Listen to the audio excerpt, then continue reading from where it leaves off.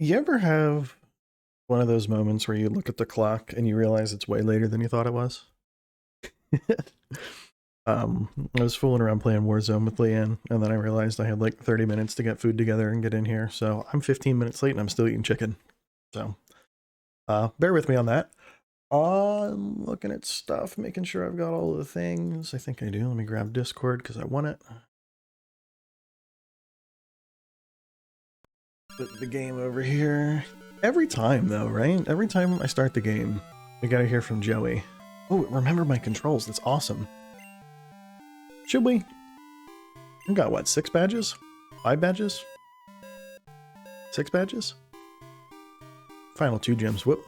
That's a typo. That's fine. Let's go kick Joey's ass. That'll be fun. Good way to start it off. It's been a little bit, and I think if we get a little lucky and my planning goes accordingly, then today is going to be the last-ish,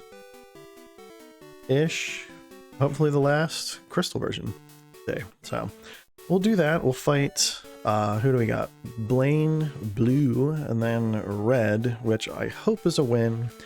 I'm thinking what's going to happen is I'll take a run or two at red, and then whether I win it or lose it, today's going to be the last day unless I get like an explicit request to get back on and beat red, in which case I'll grind either on stream or off. I'm not sure which, but that's not really my style to sit down and grind for it. So if we can't take him down with what we have, I would be comfortable calling it quits unless I'm told otherwise. So, you know, share your opinions if you have them. In other news, I was fooling around on Facebook Marketplace, of all things, and I might have stumbled across an RTX 3080 that's not being sold for double or triple its price, which is kind of cool. I've seen people trying to sell those cards, which, in case you're not aware, the Founders Edition, the MSRP is $700. They're trying to sell them for like $1,500, $1,600, $1,700 online. Like, so we'll see what happens with that. We're gonna fight it. Let's be mean to the level 4. No, I don't know exactly what's gonna come of it. Obviously details are still kind of on the horizon, but the reason that I'm comfortable with it is Facebook offers some form of like buyer protection. So worst case scenario, if it ends up being a fraudulent thing, or if they don't ship a 3080 and they send something else instead, I can report it. So money wise, we're safe. Just seemed like I might actually finally have caught a break. Not that the 1080 that I'm using is bad, but like, I don't know if you've seen the 3080s. It's a bit of a beast. So, but anyway, this is not a tech stream, this is a Pokemon stream, so let's kind of pivot into a different subject. Namely the fact that apparently Joey's got a level 37 and is like good at stuff now. That's new. Kudos, Joey. Oh man. But yeah, I'm thinking we're going to battle Joey. If he calls again, we're going to fight him again. I'm going to eat chicken, bear with me here. But yeah, we need the experience kind of desperately if we're going to take on Red. I don't know if you've seen, but he opens with like a level 81 or 83 Pikachu. Like, it's not a good time for our level 45 team here.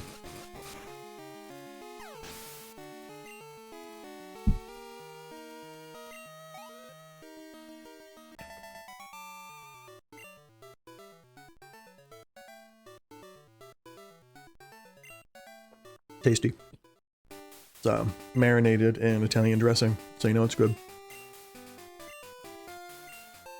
Oh, items. That's nice of him. This is back when like the game calculated stats with DVs too, so we can use that even if we've leveled up a lot. Alright, well, everyone's evolved, so we don't need to do haircuts no more. That's kind of nice. I think we'll just go take the train. Head back over to Kanto, and then I'm pretty sure for our departure, and this is why I saved last time there, but I'm fairly certain we need to save, or we need to go surf south from Pallet Town, because we checked last time, and like catching up with everything that's been going on, it's been a busy week. No, the route south from Fuchsia is no-go. It's covered in rocks and stuff. It's convenient, because what's going to happen is we're going to surf south, and then like the minute we finish doing that, all the rocks are going to be gone. But it's fine. So I want to fly. I want to fly into this place. I think if we just like pop into Red's house, his mom's cool and just lets us heal up. So let's find out.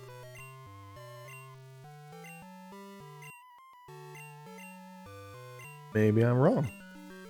He's very talky. That's fine now.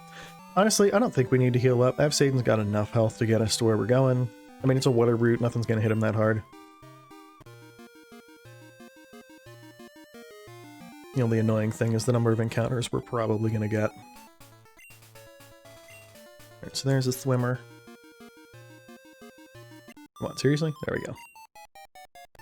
Yeah, so I would like to see us get up into the mid to high 50s before we reach red. I think if we can, and this is getting a little hopeful given we're at 45 and we've covered as much of Kanto as we have, but if we can get anywhere near 60, I'm pretty sure we can take him down just on the merits that the Gen 2 AI was not that good, you know? But we'll figure it out. In the interim, Gyarados here is going to make quick work of these guys. I'm doing my best to keep the levels even, so once Gyarados hits 46, we're going to swap out to another team member. We get at least one more Thrash. Actually, I might just switch once he gets confused.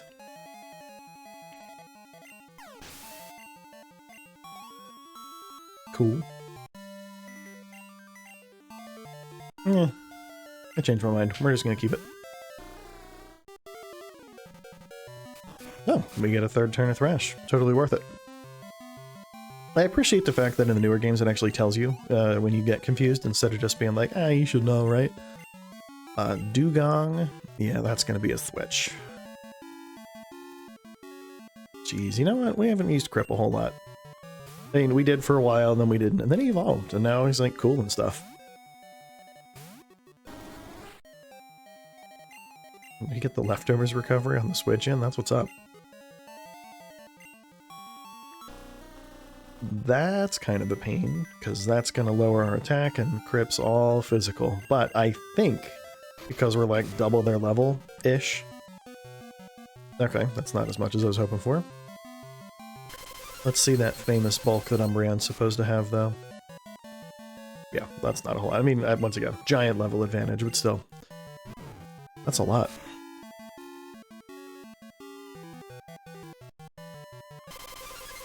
That is the move that kind of saved us against Lance. Like, no joke. We would have lost that fight if Suicune hadn't leveled up and learned Aurora Beam right then. It was still one of the most fantastic moments of this whole playthrough. Alright, so that's one. Grip's actually 46. I probably should not have done that, but that's okay. Gonna head down, I'll fight this guy.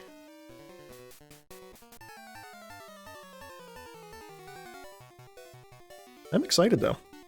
Big question, and I will ultimately just end up like rolling for it or something, but I don't know what game to play next Wednesday, because I've kind of created this like Pokemon Wednesday sort of thing, and I'm fine with it.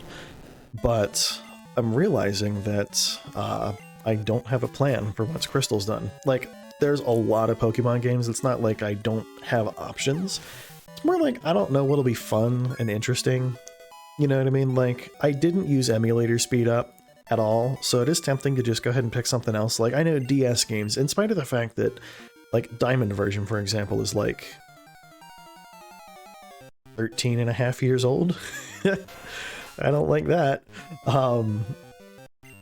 In spite of its age, I don't remember DS emulators running particularly well. I'm fairly certain, even with that age in mind, the speed up mode on them only gives you like a 30 to 50% bump in speed, whereas this one gives you like a 20x bump in speed. You know what I mean? It's just not as fast. Yeah, this is gonna be fun. Just run into 100 wild Pokemon, but we'll get the experience. It's like grinding, but we have to go down here anyway, so we'll just harvest the experience for free, right? But no, so I don't know if I'm going to do like a Gen 3 run, pick up something from the Game Boy Advance, if I want to go straight into the DS. I skipped Gen 1, so trying to go 2 in order is kind of a waste. I might, you know what game I really did like? And game is a bit of a stretch, it's a whole generation. I miss Gen 5, like, a lot. Generation 5 is arguably, and I'm sure if I say it, people will argue with me, but is arguably the best generation in the Pokemon games. I mean, not all the Pokemon were a hit, but at the same time, like, just the way that it played, the introduction of just constantly animated sprites, and like a real, like, think about this for a minute. If you played Gens 4 and 5, think of how painfully slow everything in Generation 4 was. The walking speed, loading times, how long it took to save the game, HP bar scrolling, like, those games felt like they were, like, maybe too much for what the DS was designed for. Like, they just were asking too much of that console, and then Black and White showed up and simultaneously looked better and ran so fast. Like, just from a technical perspective, I always loved it, but like the animated sprites, it was I think it's the biggest generation of Pokemon ever introduced. You know what I mean? Like, it's Gen 5 was way better than I gave it credit for at the time, and I am very tempted. Come on, you can do it, Gyarados. Yes. All right. I am very tempted to just kind of jump back and do a run through of Gen 5. I'm a little tempted to see if I can get a DS with a capture card built in or something, so that I don't have to emulate. That way anything I get, I can keep. But on the flip side, I do already have a living Pokédex, so like I don't need to keep any of the stuff. It feels wasteful, you know? Spend a bunch of time playing a game and just don't get to have any of it. We're gonna have to keep fighting wild Pokemon, aren't we? Wait, did we level up? We might have. Yeah, we did. We can stop using Gyarados. Rain's actually gonna be a total baller in Blaine's gym because of fire types. Gym of 1, by the way. I don't know if you have played Gen 2, but there's not a whole lot of competition there. I really thought there were going to be more trainers down that route. That was, what, 3? Ugh. The prospects of somehow getting up to, you know, the mid to high 50s, not looking very good. Alright. Heal up. Lets us fly back to this tiny, tiny little island. And then I will just kind of keep trucking. Yeah, these routes were really densely packed with trainers back in like red, blue, and yellow. It's looking like due to game size limits and development constraints, they probably cut most of those trainers out. We're just gonna kind of maneuver along here. There's a dock. There's probably a guy on it, right? No? No guy? Well, there's a guy. In the water.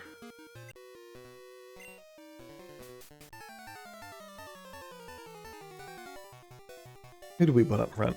I already don't remember. Probably Squizzy if I was paying attention. Probably? Yes, there we go. That's what I'm talking about. Thinking just a little bit. But yeah, so we're going to use that. We're going to go ahead and just kind of cruise down this route. I figure we'll just hit Blaine's gym on the way since we're already going to be there. Wizzy, yeah, named after the username of a friend of mine who followed the channel around the time I got the starter. They had done Heart Gold and Soul Silver Nuzlocke with a friend, and they picked Typhlosion and Feraligatr. And I thought it would be fun to just kind of pick up one of the original ones, grab the other starter, and I couldn't help but name it after him. It's a lot of fun. It's a ridiculous name, but it's great. Oh, man. But yeah, gonna go ahead and hit Blaine's gym because we're here. You know, it feels kind of dumb to go past it, so we're gonna have to surf back anyway, and the wild battles are starting to get annoying a little bit. But yeah, I'm very super hopeful that the red fight isn't a complete catastrophe, because, I don't know, going out on a losing note would be kind of unfun. Just a little bit.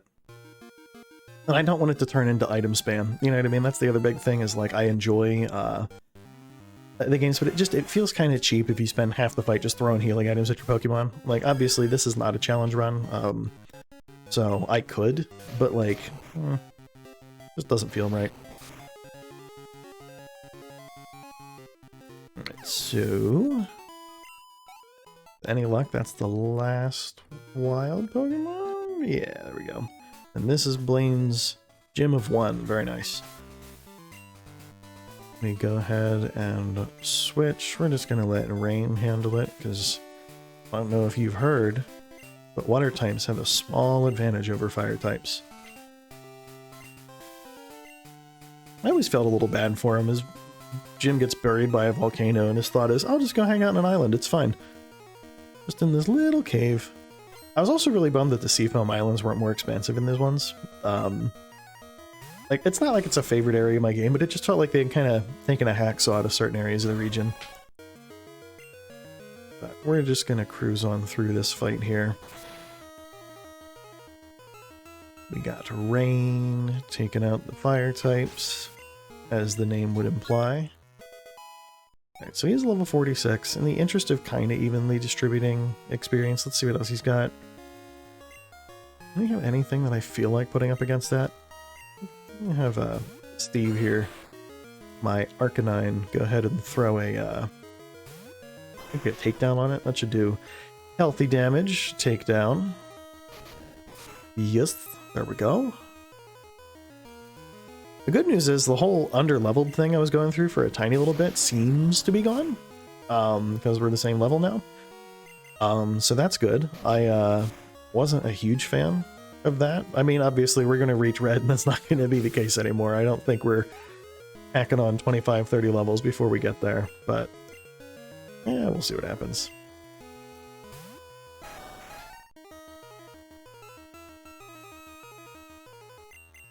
I miss the art style of the old games a little bit.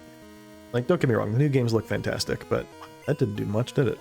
Alright, so we're a tiny bit underleveled, but it's okay. So what do we do? Game him a little bit, go for a bite, maybe we get a flinch?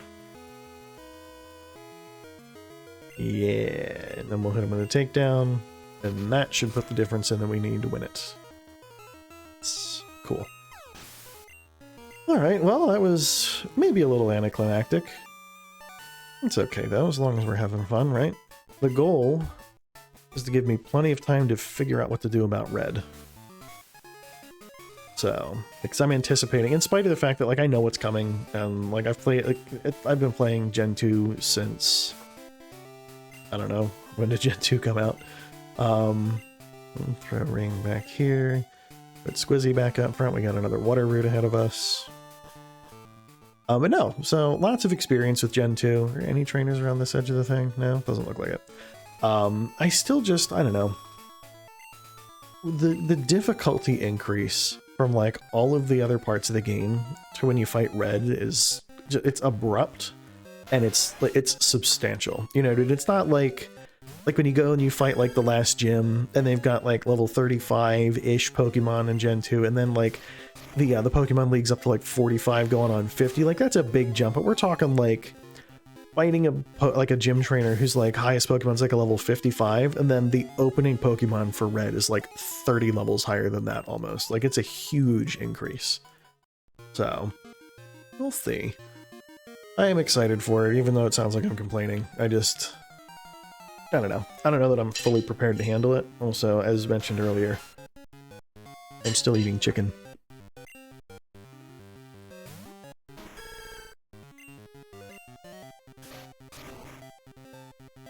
I like looked at the clock. It was like 9:15, and I usually try to go live somewhere around 9:30. I realized I was still in the middle of another game, and I had not cooked or had dinner yet, so it was a little bit of a mad dash to get in here. Yeah, alright, so that's good. We'll talk to this person.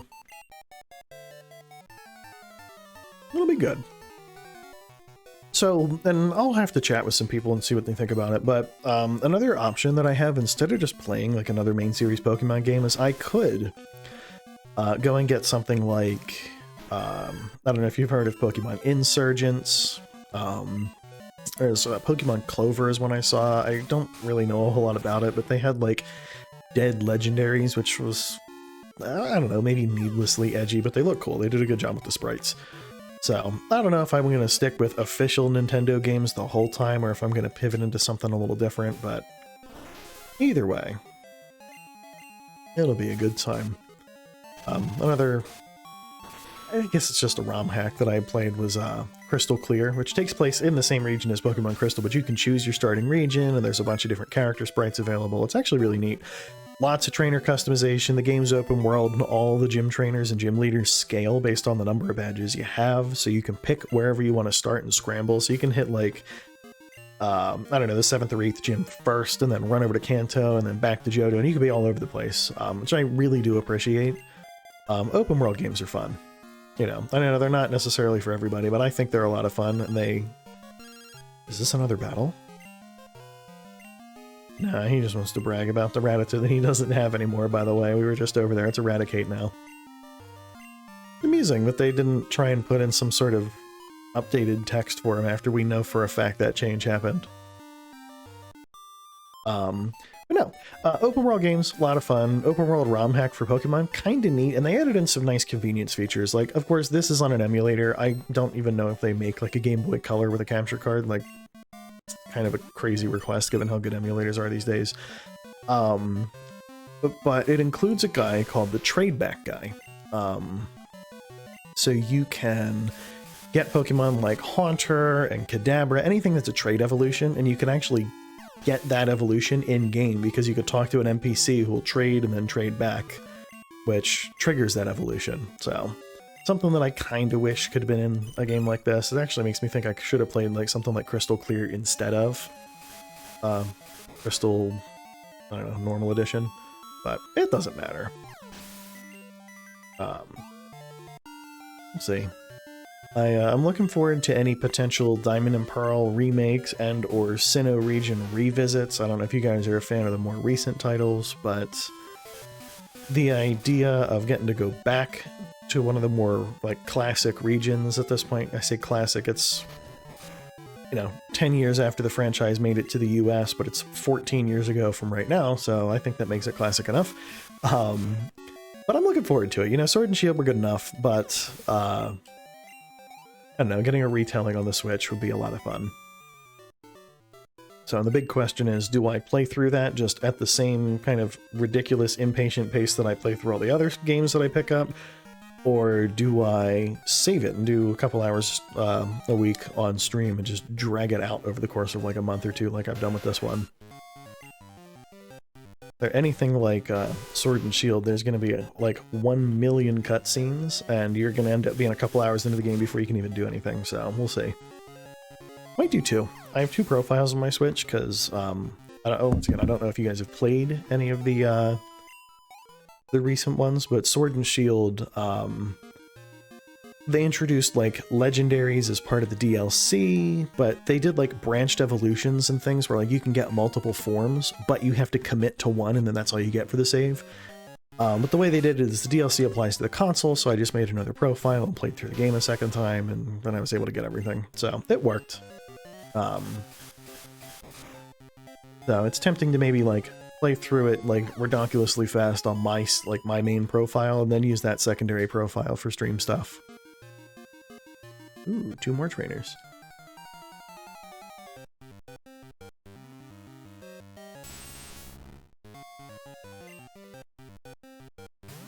What do we got?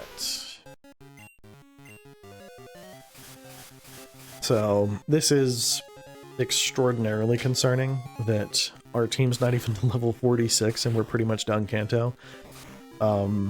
I'm tempted to Google and just see if I can get any hint at what level people recommend being to take on Red.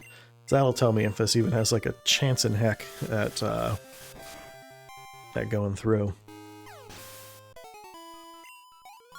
Cool, so we got level 46 on Crobat, which means it's time to switch back to the Fire type if I want to keep the levels even, which is a choice. We'll just give him a little bit of this. Cool. Yeah, we'll go ahead and send Steve back out front. Then we'll fight these people. It's gonna be good. I am tempted, actually. I'm very tempted to do either Diamond, Pearl, or Platinum. Don't know which. I'm always, I'm playing Crystal, obviously, so I am always very tempted to just kind of go for the 3rd game in whatever franchise or series it was, you know what I mean? So, like, Yellow version, Crystal, Platinum, like whatever the 3rd title is. But, you know, it's not like there's anything wrong with the other ones, so... Oyster, we're just gonna keep doing this. Arcanine's proven to be, you know, a bit of a challenge to put up with for teams, and we've got a level advantage anyway, so we should be good. You would think it would have a water type move. Apparently you would be wrong. Attack fell, that's annoying. Yeah, it's frustrating-ish. It's okay though.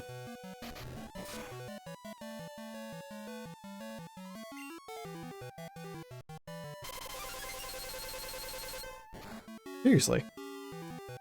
We're in the middle of a water route and we're fighting a water type and it's shooting ice beams at our fire type. It's okay. The difficulty curve in Gen 2 is super weird.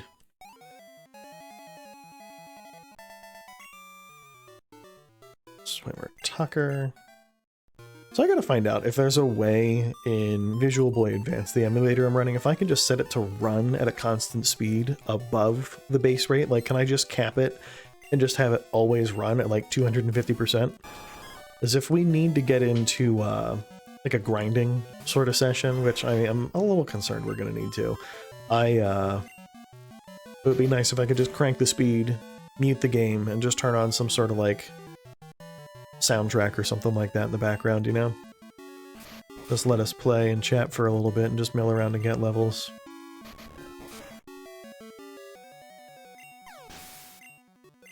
Go. One Pokemon's not so bad. Still wondering if there's maybe like another trainer down here. Yeah, there is. Glad I checked. As I said, hungry for experience. I'm also looking forward to seeing exactly how good Blue is. Like, I know that he is, generally speaking, easily the toughest gym leader over here in Kanto. But I don't remember if he's like kind of a pushover like all the other ones were, or if he's like an actual problem that we're going to need to deal with. So, Chapstick. I am looking forward to seeing how that shakes out. About to use Seadra. I think we're just going to let it happen. Arcanine's fast. We have a level advantage. We might be able to just outspeed and hope for another flinch with Bite. Or just kill it with a crit. That also works. I'm not too choosy when it comes to those.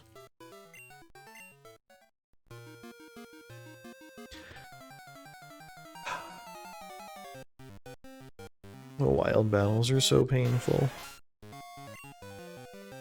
They're not hard, they're just slow. Do one of these. I mean, it is free experience, to be clear. Like, they don't represent any threat. The levels are reasonably high. Like, it's fine. But let's see what we've got. I'm thinking Steve's kind of taking a few too many hits here, so we're gonna put Lilith back out. Because Lilith is a badass.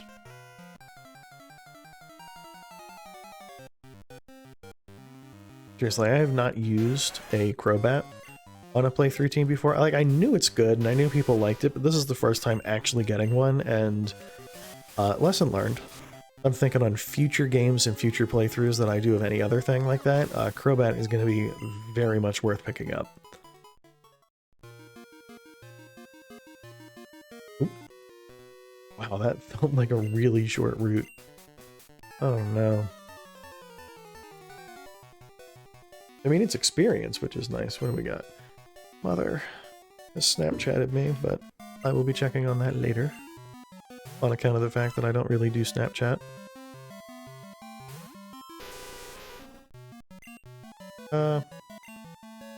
Bite worked so well last time we used it on a Seadra. Let's see what happens. Alright, I'll take it. Not mad about that. 4 Pokemon. One nice thing is there's no abilities this generation, so we can be kind of reckless with the moves that make physical contact and not have to worry about things like Poison Point and other stuff like that. That is definitely a consideration in future games. Honestly, the big reason that I'm tempted to just kind of hop forward and just do even gens for a little bit and do like 4 or maybe 5 is once you hit Gen 4, you're kind of past the physical special split, so like Sludge Bomb is a special move, but Poison Jab is a physical move, instead of being stuck in one of those like Like here, all dark moves are physical moves. It doesn't matter what it is. All ghost moves are physical moves. Even Shadow Ball, where the guy's literally creating a ball of energy and like chucking it at someone, that's a physical move. Because Gen 2 made the distinction based on the type of the move, not on the attack itself. Something that was changed later, kind of like how they took special, the Gen 1 stat, and split it into special attack and special defense.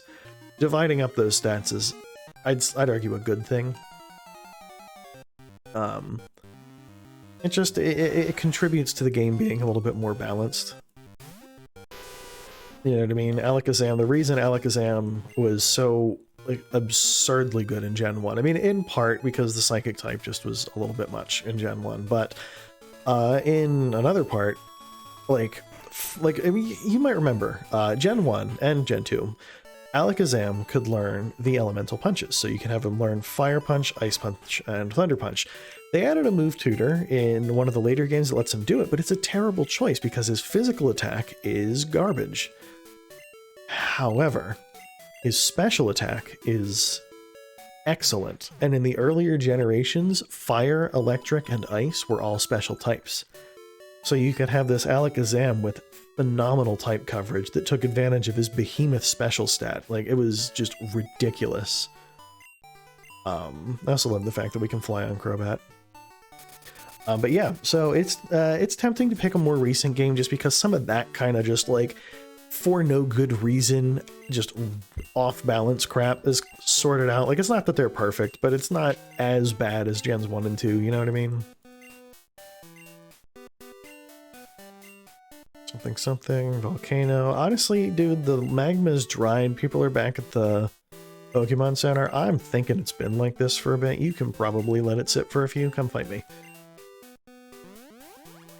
Sure. Spin move. Nice. Alright, so we gotta go here. We can fight that guy Cal, actually. And you know what? We're gonna do that because it's more free experience.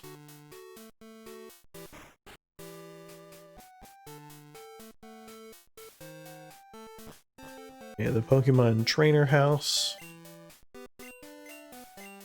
Yes, please. So he's got all 3 starters. I don't remember who he starts with. I'm hoping that he starts with the Grass type, because I'm pretty sure Crobat is still in the front of the team, and it would be nice to be able to just use Wing Attack to clean house. Yeah, there we go. That's what's up. So let's hit it with Wing Attack. Yeah, see, 3 level 50s though? That's like, I don't know, free experience. Like, it's not a particularly dangerous battle. Like, this is gonna hurt. It might paralyze us, but like, we'll be fine. We're still paralyze us. We're lucky like that. Let's hit another Wing Attack. See, if it just takes every turn and heals though, I mean, we're gonna win it in the end.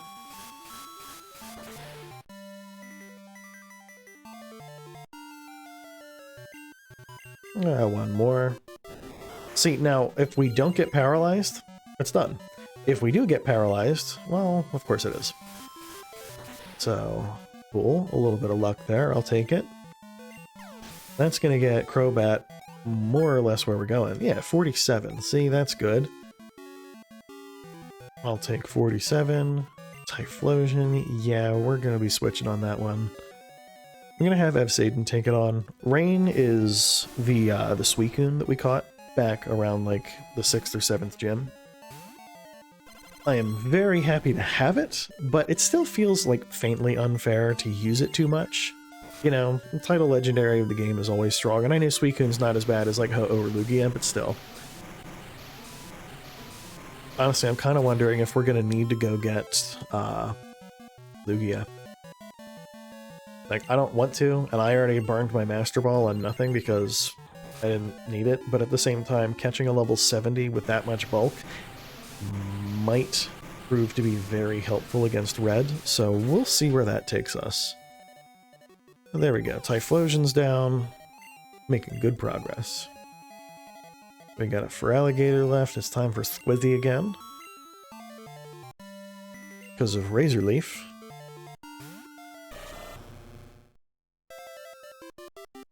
Cool. Now the big question is, who do we send out against the Pikachu at the beginning when we fight Red? Because we're going to be going there in not a whole lot of time. Like, I've been live for 40 minutes, and I'm realizing that I do not have like an hour and a half worth of wandering around in Mount Silver. Like, it's not really a hard... Oh, we might need Flash, actually. That's going to be a bite in the ass. I'll have to teach that to Squizzy. But yeah, it's not going to take that long to meander around there, so unless we're going to grind a little bit, which I think we are, unfortunately. We are going to do some Googling though. I'm going to see if I can figure out how to turn up the speed on the emulator without just holding down the speed button. That's mostly on account of the fact that I don't want to sit here for hours and grind just to try and beat Red, but if we can get like a nice 4 or 5 levels on the whole team, I'll take it. And the wild Pokemon levels over at Mount Silver are substantial.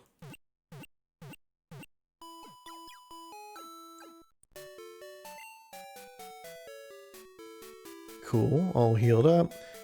Let's go fight Blue. A little bit of bicycling this way. I'm gonna hop off there because I'm afraid I'm gonna jump over the thing. Oh, that's right, he's got the Legos gym. That's cool. In the same fashion we've done more or less every other gym this run, I'm not saving. Oh, that's cute. Johto gyms must be pretty pathetic. Well, what does that make you, bud? You're losing to me too. Oh boy. Leader Blue, Pidgeot. It's probably not great. Level 56. Yo. Alright, well, we're going for wing attack first. I think that... Alright, we're faster, but that makes sense. Crobat is a very fast species. Mirror move failed? That's weird. Why would it fail? Maybe Pidgeot already knows wing attack and you can't mirror move a move you already know? Yep, that's probably it. Alright, alright. That actually didn't do as much as I thought it might. It is going to live that, though, unless we get a crit. Alright, alrighty. Who's up next? He's got another one of those, like, kind of all-rounder teams.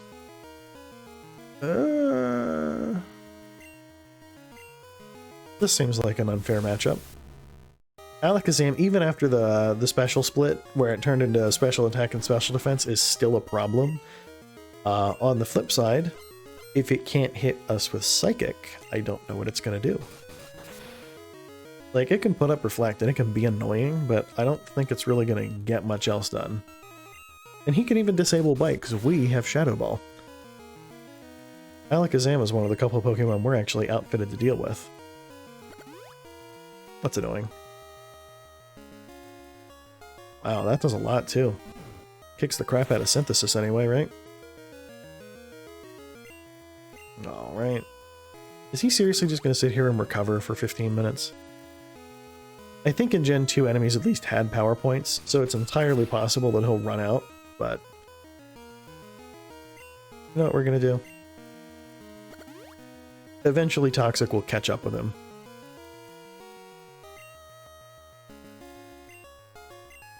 Come on. If he disables Toxic, I swear to God, come on. All right. This is no good.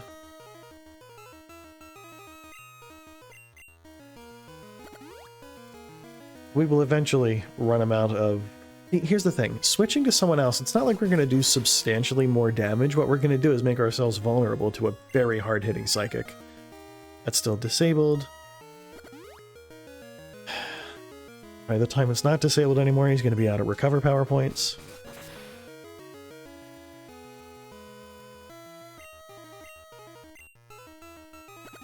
Come on, man. This AI sort of sucks a little bit, doesn't it? We get a special drop at least? Nope.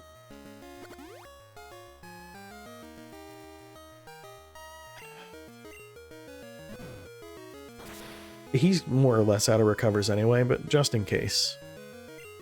We're just going to go ahead and pop this.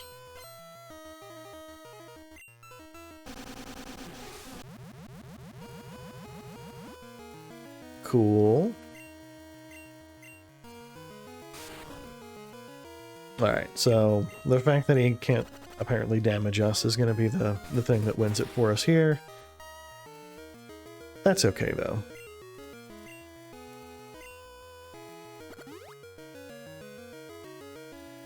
He still has more recovers.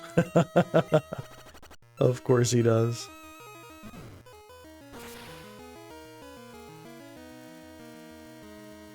Crit. Alright, nice.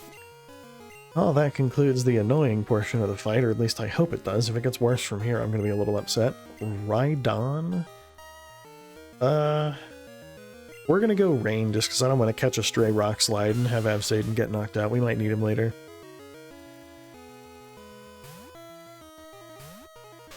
Also, Rhydon's physical defense is amazing. His special? And Water was special Gen 2, so this should be a pretty clean hit. Yeah, cool. So it appears the annoying portion of the fight probably is done. Exeggutor, I don't think we have any bug-type moves. But I also don't think we need any bug-type moves. Don't get me wrong, Exeggutor is kind of a pain, but we've got Flame Wheel on... what's his face? Arcanine, so that's probably fine. $58. Alright, so red's pretty good. I mean, blue's pretty good. This fight is not overly difficult, but the level gap between blue and red is substantial enough that that doesn't really tell us anything about the red fight. Right, so we got hit with... Actually, we didn't get hit with anything, did we? I thought he leech seeded. I think he was charging for Solar Beam. I was not paying attention. I think that's the takeaway from that one. So let me move that a little bit. I'm going to sit up a little bit because I'm getting uncomfortable here.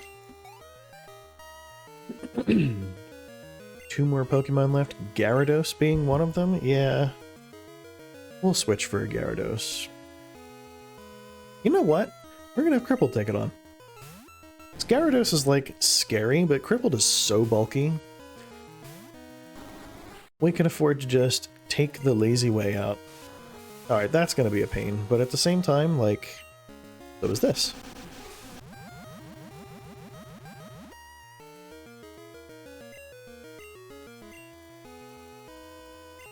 We're not faster, so Bite is not gonna net us a flinch, but that's okay. Hydro Pump is gonna hurt pretty bad with the rain up, though.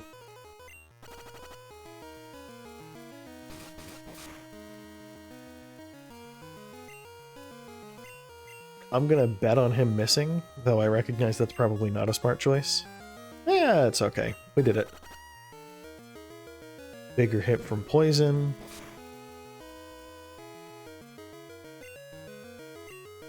And a crit. And I think we've regained enough health now that when he lands this, it should leave us with just a couple points. If I'm wrong, then I'm sorry, Crip. You did your best. Yeah, 13. Look at that. Poison's gonna do bigger damage than last time. And I would like for Crip here to actually survive, so we're gonna just Frisbee a potion on over to him.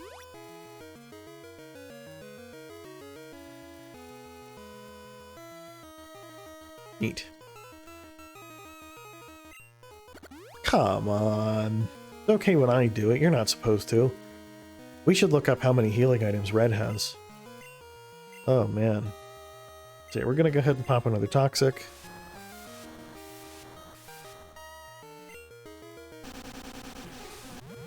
Should we just switch to Suicune? Maybe? I think we're going to. Because he's gonna try and hit a Hydro Pump, and either he's gonna miss, or he's gonna hit and it's gonna basically bounce off because Suicune's a bulky water type.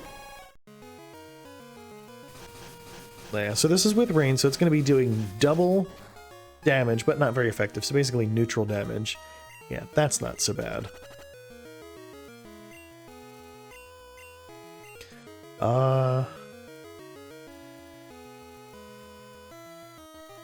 Waterfall.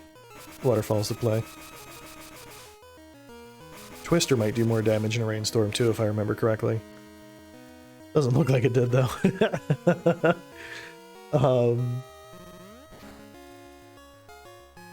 Wow, that didn't do a whole lot either. I'm glad we poisoned it before we switched out. So it turns out the annoying portion of the fight might not have been over just yet. That's okay. You know what? While we're doing this, I'm eating another piece of chicken. Probably, if I can figure out how to work a damn fork. Hang on a second.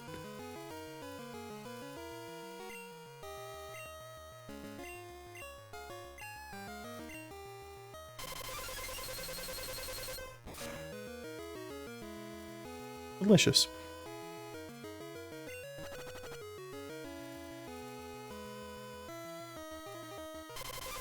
Alright, well that takes care of Gyarados. Now what else does he have left? I think he might have an Arcanine. He put in some work against Rain here, though. And with leftovers on, like, ouch. Yeah, we're just gonna send out Crip. I'm having fun testing Crip's bulk, though, if we're being completely honest. I am intrigued to see how well he does or does not handle the bulkiness of the Pokemon we're up against. Or the attack power, because I'm feeling like Crip's going to become someone that we lean on pretty heavily in the red fight, and I want to get a good idea of how hard he can take a hit, you know? Like, that did a bunch, but it probably would have done more to some other team members.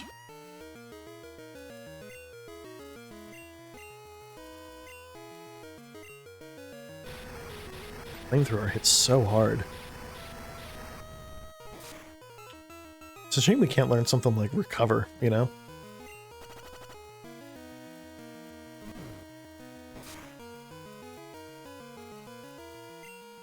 Special defense drop would be nice if we had special attacks. What we do have, though, is a Fishy, who has special attacks.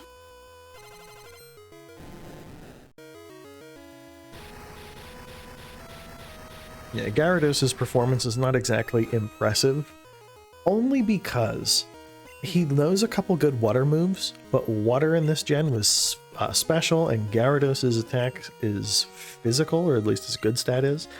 So, ooh, extreme speed. I forgot that's a thing in this gen. Right, so we get the increased poison damage. Pop a Surf at him. And that's going to be the fight. I mean, there's no way he's living that from half damage with a special drop. So, cool. The downside is, that's all the Kanto trainers. I mean, there may be the odd one here or there that I missed, you know what I mean? But not enough that it's gonna, like, swing our levels up like another 3 or 4 points. Like, I very seriously wanted to be mid to high 50s before bumping into red.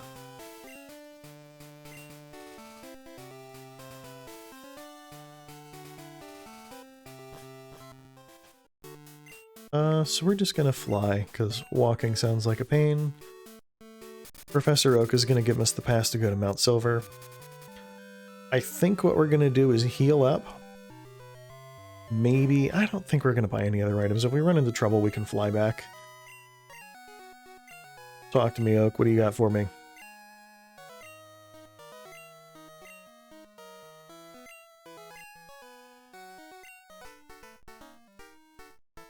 Haven't caught a whole lot.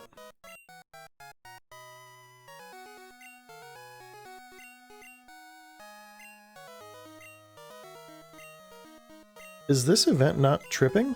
Hang on a second, we're gonna just speed through that. Shut up, Oak. Do I not have all of the badges? It says I have... That's Pokédex 16. Whoa! That's different. Save... Badges 15. What badge did I forget? Sabrina! I didn't realize Blue would let you fight him before you had all 8. Whoopsie. Alright, I did have 3 badges left, and I was being a ditz. Saffron City. It's more experience, and I think her gym's actually got a reasonable number of trainers too, if you go through it wrong enough. So, let's do that. Ah, that changes everything. We have more time, we have more trainers, I'm bad at math, it's all coming together. So let's do some of this. Oh, I super forgot that Sabrina existed for a little bit there. It's okay though. We're just gonna pop in here. And yeah, so I think a lot of the rooms here, in a sense, have trainers. Should probably make sure we're not sending Crobat out first. Yep. It's probably fine. Excuse me, ma'am. Well, the power of all those I defeated wasn't good enough to defeat me, so I don't know that that's going to make a huge difference, Rebecca. I was cracking up about this last time. The localization team was so aggressive in these older generations. I mean, these games came from Japan, and if you've ever played other games that come from Japan, you know that they tend to have some pretty unique names. And what I mean by that is, like, if you've ever watched an anime, there's characters like Naruto and Sakura, and that's from that show, but you know, like every show has characters and they're like audibly Asian names, Japanese names. And then you get the games when they're ported to the US and you have like Steve and Rebecca and Bill and yeah, I don't know. It feels like it kind of stripped a lot of the original culture out of the game. It's not a huge deal. I'm really not that worried about it, but it is amusing to think about the country that this game is from when you see the names of the people you end up fighting against. It's just like a disconnect there, you know? Let's do Bite, because it's very effective. Ooh, that's convenient. I wonder if we'll be able to just kind of cut through the gym and also fight Sabrina without needing to worry too much about going back to heal. That'd be nice. Yeah, good job, Becky. Let me check my bag really quick, because I would like to heal that poison. We'll heal. We have 21. That'll be nice. It puts us nice at an even 20. Cool. We're just going to continue to just butcher the route through this gym so that we can get all these trainers.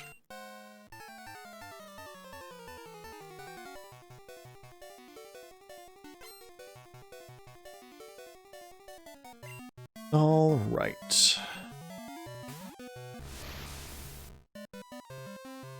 Kadabra. We'll just keep doing the waterfall attack. It's good. More or less effective, and it'll get rain up to 47 pretty quickly. I'm realizing that half of our team is weak to electricity, and Red opens with a very high-level Pikachu. So that's going to be a smallish puzzle we're going to need to work around. Ooh. We have the Earthquake TM.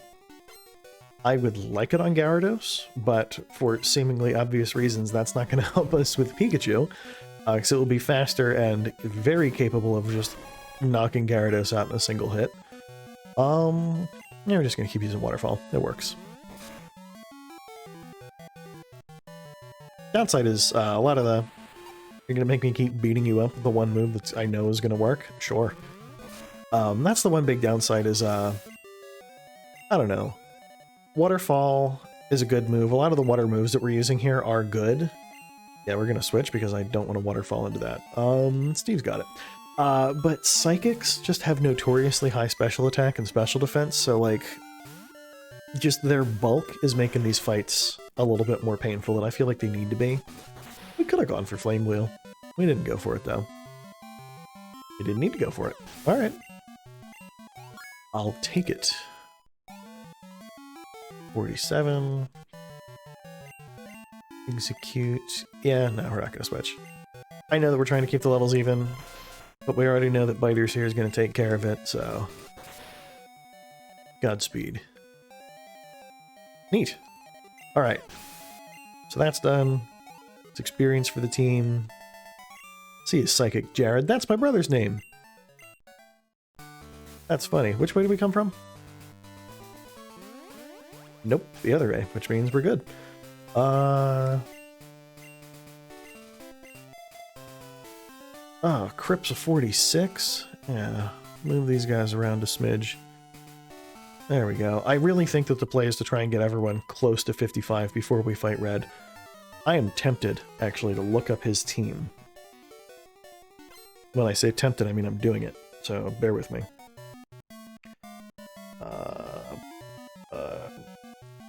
Crystal Red team. Hi, Doris. See, that's another name that I suspect was the result of localization. Let's hit it with... waterfall, I guess. Alright, so red is... Ouch. I'm going to be rocking a level 81 Pikachu, 73 Espeon, 75 Snorlax, 77 Venusaur, 77 Charizard, 77 Blastoise. I don't know if you're good at math, but 77 is a little bit bigger than 46. Actually by quite a bit, especially when you're considering how the level system works. That is just an enormous gap that I'm watching the opportunity to close just evaporate in front of us.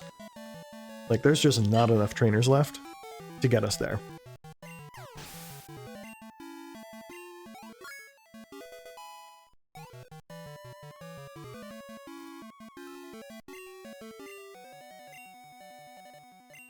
We will let Squizzy handle the Slowbro.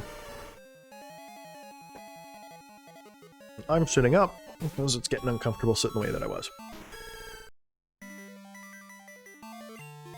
Razor Leaf, perhaps? With a crit, we might do a good bit.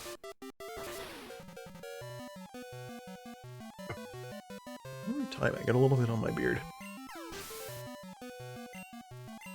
Oh, well, that works.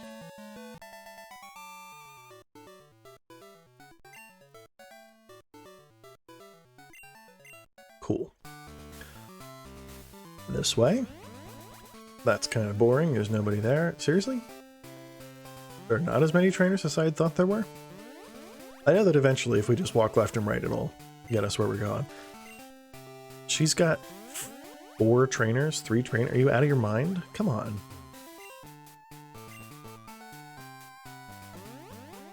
Alright, well, I guess that's what we're doing then.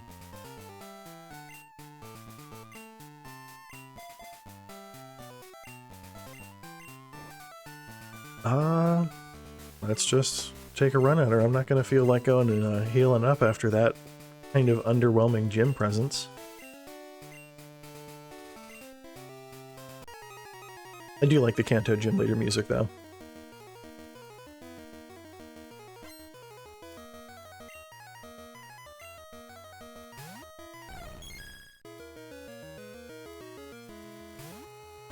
It's a cute matchup, don't you think? Of course, she's just going to be annoying because she can't hit us with Psychic.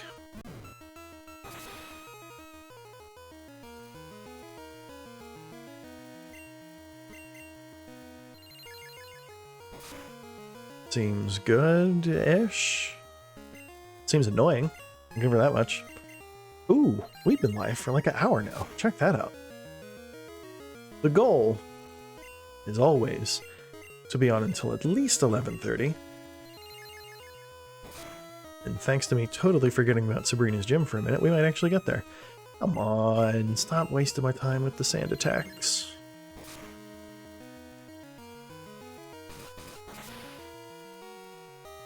Good. How many Pokemon did she have? I a little bit didn't pay attention to that part. Look at those defenses. That's what's up. Screech? I think I'm gonna pass. Thanks, though.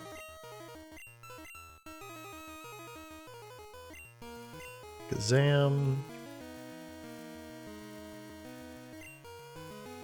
With the accuracy drop, I think it's asking for trouble. Our good friend Squizzy is also pretty bulky, all things considered. And strength is gonna hit like a bus, so let's do it. Strength will hit like a small car. No, thanks to that, but it's okay. Small car still isn't good. Okay, it's gonna hit like a bicycle, but we're gonna work around it, it's fine. Problem is, Grass is special this gen, so Razor Leaf is special, and Alakazam's special defense is actually pretty good. If we hit him with enough bicycles.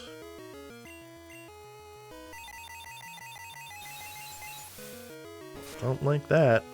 Look how much damage that does. Seriously, this is why I wanted to have Squizzy out for this one. Like, it's not a contest. But I know that he's going to get cocky and go for another Psychic, and I know that we're sending out the dark type, which means it's a free switch. Oh, she's gonna heal? That is rude. Ma'am. We'll use bite. I know it's faster, but we get stabbed. Is that really the play? What do you only have psychic and reflect? Alright, so our leftovers are doing some stuff. Is this seriously going to be another recover fight? Let's see how much damage we do without reflect. And if we don't do like a shitload, then we're popping a toxic. Not enough that I'm playing that game. We're just going to kill this early instead of waiting as long as we did because of the disables last time we had to fight an Alakazam. Although seriously, I would love to have an Alakazam on the team. We just can't trade in this game. I'm just going to let him do that now because the poison damage combined with our bites is going to catch up with him real fast. Because look at this. This is just no reflect, just normal damage. We're able to knock out, I don't know, 2/3 of it. Recover gives him half back, which means that it would still take multiple turns of bites, but with the poison, it's going to be close. I think he's going to live this turn, and we're going to take him out next turn. Unless she drops a full restore, which she might. Nope, which means we win. Annoying, but like, it's many turns less annoying than fighting blue was. So, yeah, check that out. Poison rips into him even harder, and bite absolutely can do half his health. Like, no contest.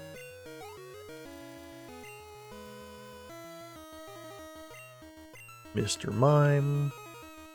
We'll just let it go. It's probably fine, right? Just in case. I'm not even fooling around with it this time. We're just doing that. See, these fights are good. They're easy. We don't have to grind for them. We just show up and then we get prizes. The red fight is not going to be that way. The red fight's going to be kind of the opposite of that. We're going to show up and then we're going to end up in the hospital. But it's okay. Where are you baton passing to, you? Sabrina is my favorite Kanto gym leader, but she's really letting me down right now. Okay, that's fine. Baton pass it is.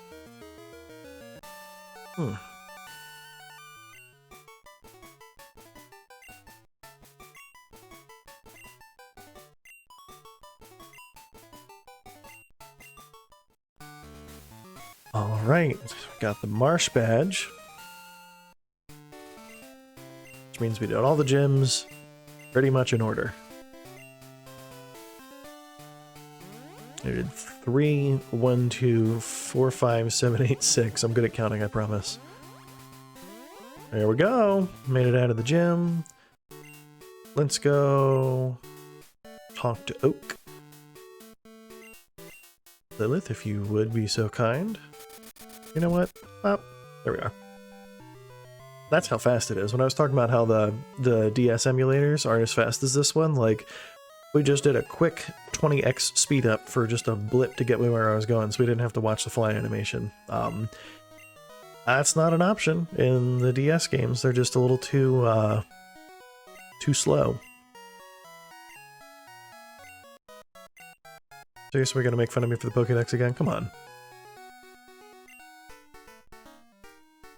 Gotta roast me every time I come talk to you, don't you? Do you have a heal thing here? No? Well, that's fine. We gotta go through Viridian City anyway. This time we will watch the fly animation. I realize it adds time to the stream, which is fine, since I'm really hoping to be here for at least another hour. And honestly, I don't know if it's gonna take us an hour to reach Red. Alright, so I know they did the level scaling, like, really weird, so that we're in a post-game. To be clear, this is a post-game area. We beat the Pokemon League, we saw the credits. Kanto is post-game.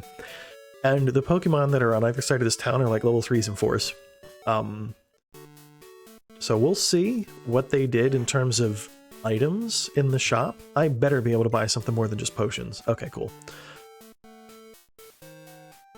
I think... Dude, really? What do we not have? I was going to grab a couple repels, just in case we end up needing them, but I think we're just going to suck it up. We need the experience anyway, right? Right. We're just going to go this way. Yep. That was on purpose, I promise. 1 tile of grass.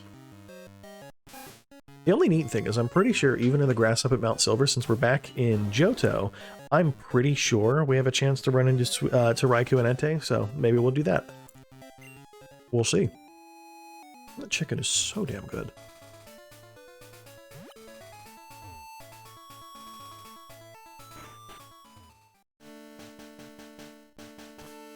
We're in. All right. So, what's the rule? Fight all the wild Pokemon, mill around and see if we can find any trainers, because I think there's at least 1 or 2 out here. We do need that experience. Sorry, so this camera, still getting used to it. Look at it follow me around. I mean, it's a program. The camera is very, very steady, but it's okay. Wow, I had sorta expected the level gap to be the other way around, with the wild Pokemon here being a bit faster, a bit stronger, a bit higher level. You know what we're gonna do really quick right now? I'm gonna ask you to bear with me for a second. We're moving OBS over there. Grabbing a little bit of this guy. Gonna make sense in a second, I promise. I'm gonna do this. Visual Boy Advance. Speed control. Let me click this button. Click. Here, we'll do music while we're here talking, right? Not how to slow things down. I want to just run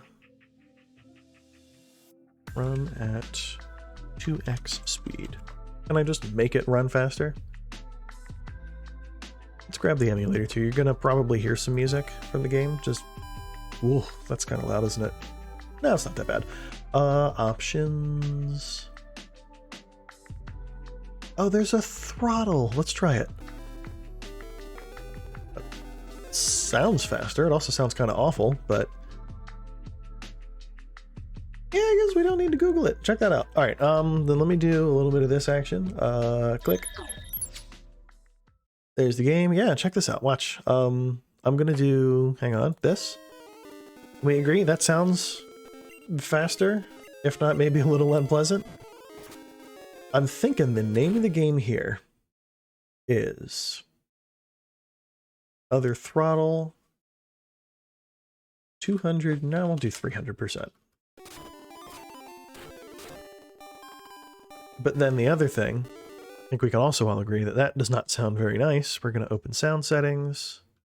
We're not. We're going to open the volume mixer. I promise I'm good at computers. And we're just going to mute Visual Boy Advance.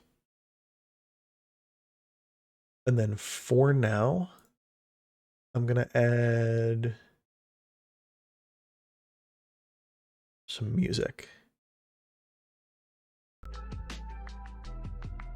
There should be music. You know what we're gonna do? I'm gonna unmute the stream manager for a second. It's gonna echo, bear with me. There's music, we did it. All right, so with that in mind, let me grab OBS, let me grab the game. It's gonna be running quicker, but that's gonna help us level up. I know for a fact red is gonna be an issue for us. Ooh, are we in agreement? Let's talk for a minute. I'm gonna think of stuff. I'm gonna say those words. Hello, Alan. Goodbye, Alan. We're gonna go into options, and we're gonna turn the battle scene, ooh, that's hard to control, off. Cool. Which should help us. Wow, really? I could have sworn there were trainers out here. Is there nobody? I mean, it's fine. You know what we're gonna do actually? Options, throttle, other. We're running at 300 now. Shadow Ball. Yeah, see, that's quicker. This will make it so that grinding is less uncomfy. So here's the deal. Grinding takes many forms. There's like the traditional, like, I'm too low of a level, let me grind. And there's the slightly more abstract application like I shiny hunt in Sword and Shield. I mean, I shiny hunt whenever I feel like it, but specifically this example is for Sword and Shield. Hang on, there's a little spot that I don't want to see. There we go. No, so I shiny hunt in Sword and Shield, and that involves hatching hundreds, sometimes thousands of eggs to get one shiny. That sounds severe. I don't mind, because you don't have to stare down the screen the whole time. I can quite seriously just throw Netflix up on one of my monitors or just kind of space and just bike and figure eights. It doesn't bug me, and I don't mind doing the tedious work. What I don't want is to be stuck sitting here just whiling away my time. In fact, here's what we're going to do. Since the game's not making sound anymore, I'm just going to mute that audio output device, and I'm going to play me some good music. I have to do it this way because it would be a copyright issue if I played it where you could hear it. So you guys get to listen to stream beats, which is cool.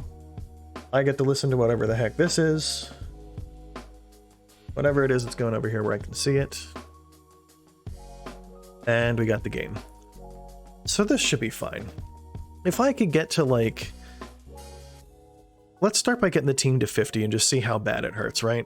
That's the wrong button. I just want to see how long the level increase here takes. It says I have 2 watchers. I'm pretty sure the stream preview window counts as one of those. Just given how consistently I have a viewer, either Leanne's totally lying to me and she's 100% tuning in the background and just not telling me, or the stream manager thing that has a little preview window is counting itself as a viewer.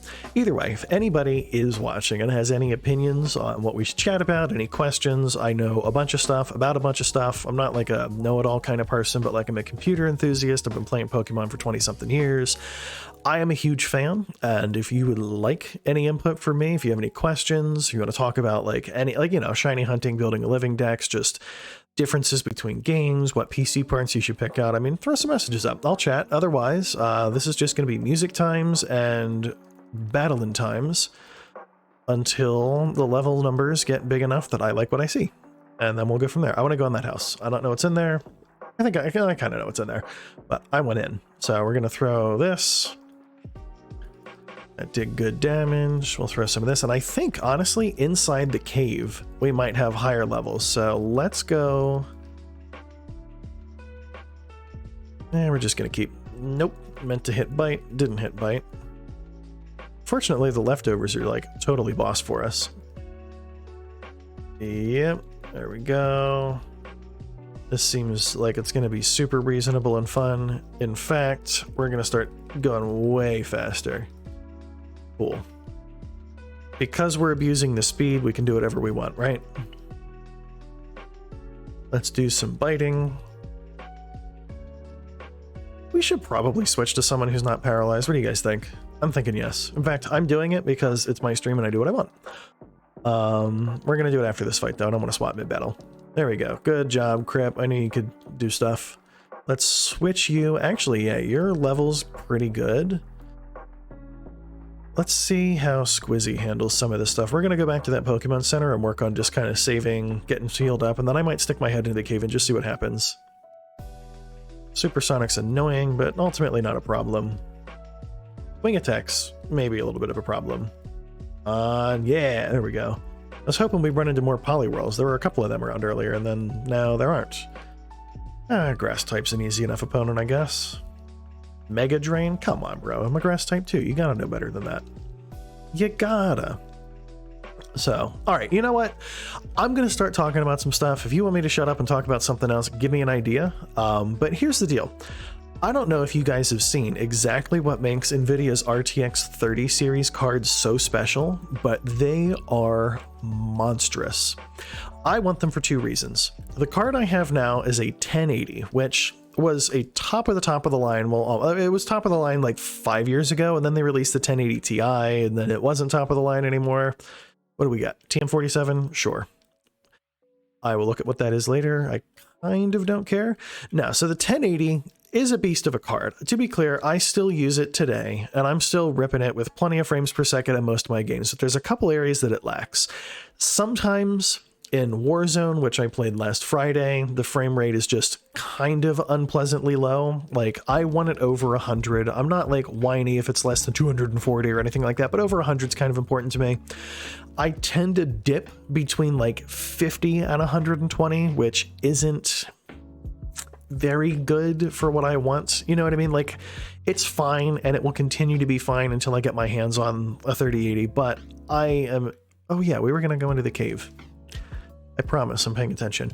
No, so I'm looking to get one of those, but the really big thing is, well, the stream you guys are watching is handled with video card encoding. So what that means is the graphics card, my 1080, is both rendering all the stuff for the game. Now in this case, the game is not super demanding. It's an emulator that's playing a game from 21 years ago. But, oh, we do need flash. Son of a biscuit. Let me grab that. But yeah, so the video encoder that's built into the 30 series cards is way better than what I have in my computer right now. Let's get rid of poison powder because we have toxic on Jolteon now. And then let's pop that flash. Nice. Now we can see. Yo, it would be kind of fun to get like a Larvitar and get ourselves a Tyranitar in here. What do you guys think? I mean, I'm probably not going to do it, but that would be an interesting approach to taking on red. But no, so the encoder, the big difference is the encoder, the thing that makes them different from just having your processor, your CPU do the encoding is with the CPU, you can set the quality level. You know what I mean? You can kind of dial in some settings, and better settings, generally speaking, mean a more quality looking stream. The issue that you're going to run into is that the higher the quality, the more demanding it is on your CPU, and if your CPU is not a total boss, you are going to end up with lost quality. There's just no avoiding it, you know what I mean? You either make compromises to the quality of the stream, or you drop frames, which arguably is still making compromises to the quality of the stream. You know what I mean? There's just no way around it, or you pay out the ass for a processor with like 32 cores, 64 threads, and then you can encode it very slow all day. It's fine. For people who are like normal people with regular people budgets, man, it's fine. For people who don't have, you know, $500-600 to throw at like an Extreme Edition or one of the Ryzen 9 5950Xs or something like that, you're kind of stuck either encoding at a much lower quality preset on the processor or having the graphics card do it. And having the graphics card do it is totally acceptable. But you kind of give up the ability to dial in the quality settings that you want. So instead of just being able to set it to max quality, dial it all the way up, and have excellent quality, you're limited to whatever the video encoder can do. You know what I mean? It's an innate limitation with the technology. The 10 series graphics cards had a good encoder. It was very good. It's what you're looking at now, and arguably it should look fine. You know what I mean? I'll take a look at it later to make sure I like it, but it struggles with more demanding games with a lot of stuff going on, like Warzone. So if I'm going to be streaming more actiony games, even games like Sword and Shield, where there's just more movement in 3D happening, it suffers. So I am very tempted to go get my hands on a 30 series card where the encoder has gotten a nice increase. You know what I'm doing? We're setting the throttle to... Whoa, I did something. Options, frame skip, throttle, other, 500%. Is that too fast? Has science gone too far? No. It has not gone far enough. But no, so because the quality level is kind of dictated by the encoder's just built-in ability if you're using a hardware accelerator, the quality threshold you're going to get out of the 30 series cards is just a lot better. So I'm very excited to see what happens when I get that. I did find someone on Facebook Marketplace who was selling one that was actually not marked up out the ass to like 400% of its original price, which was really exciting to see. Whether that actually pans out, I don't know. Fortunately, Facebook Marketplace offers buyer protection, so it looks like a good deal and I've bought it, but if it ends up being misrepresentation of the product, I should be covered. It's one of the reasons that like I don't necessarily recommend buying on Craigslist or like so here's a story. I was on OfferUp, and I'm not going to give the guy's name because the intent is not to put him on blast in case maybe I misread the situation, but he was selling an RTX 3080, and he was selling it for around MSRP. You know what I mean? It was like a little more expensive. They're $700. When you look at shipping and tax, they come out to like $770. He was selling it for $800, so he was making a couple bucks. But like most people are selling them for like $1,400. So obviously a little suspicious. but at the same time, like, I'm desperate to get one of these cards, so I took a gamble on it, and just the timing of some of his messages, the things that he said, like, it was just weird oddities about it, and I wound up calling my bank and kind of retracting the purchase. So, I mean, before he got the money, there was no shady business around it. He didn't ship it yet, it's okay. But the issue that I ran into was that this guy wanted me to go make a payment through something like Cash App or Google Pay instead of doing it through the OfferUp platform, which offers like buyer protections for stuff like that, like if the item ends up being misrepresented. If you do that and the product is fraudulent, you are totally burning yourself, because there's no, I just switched Pokemon, I did not mean to.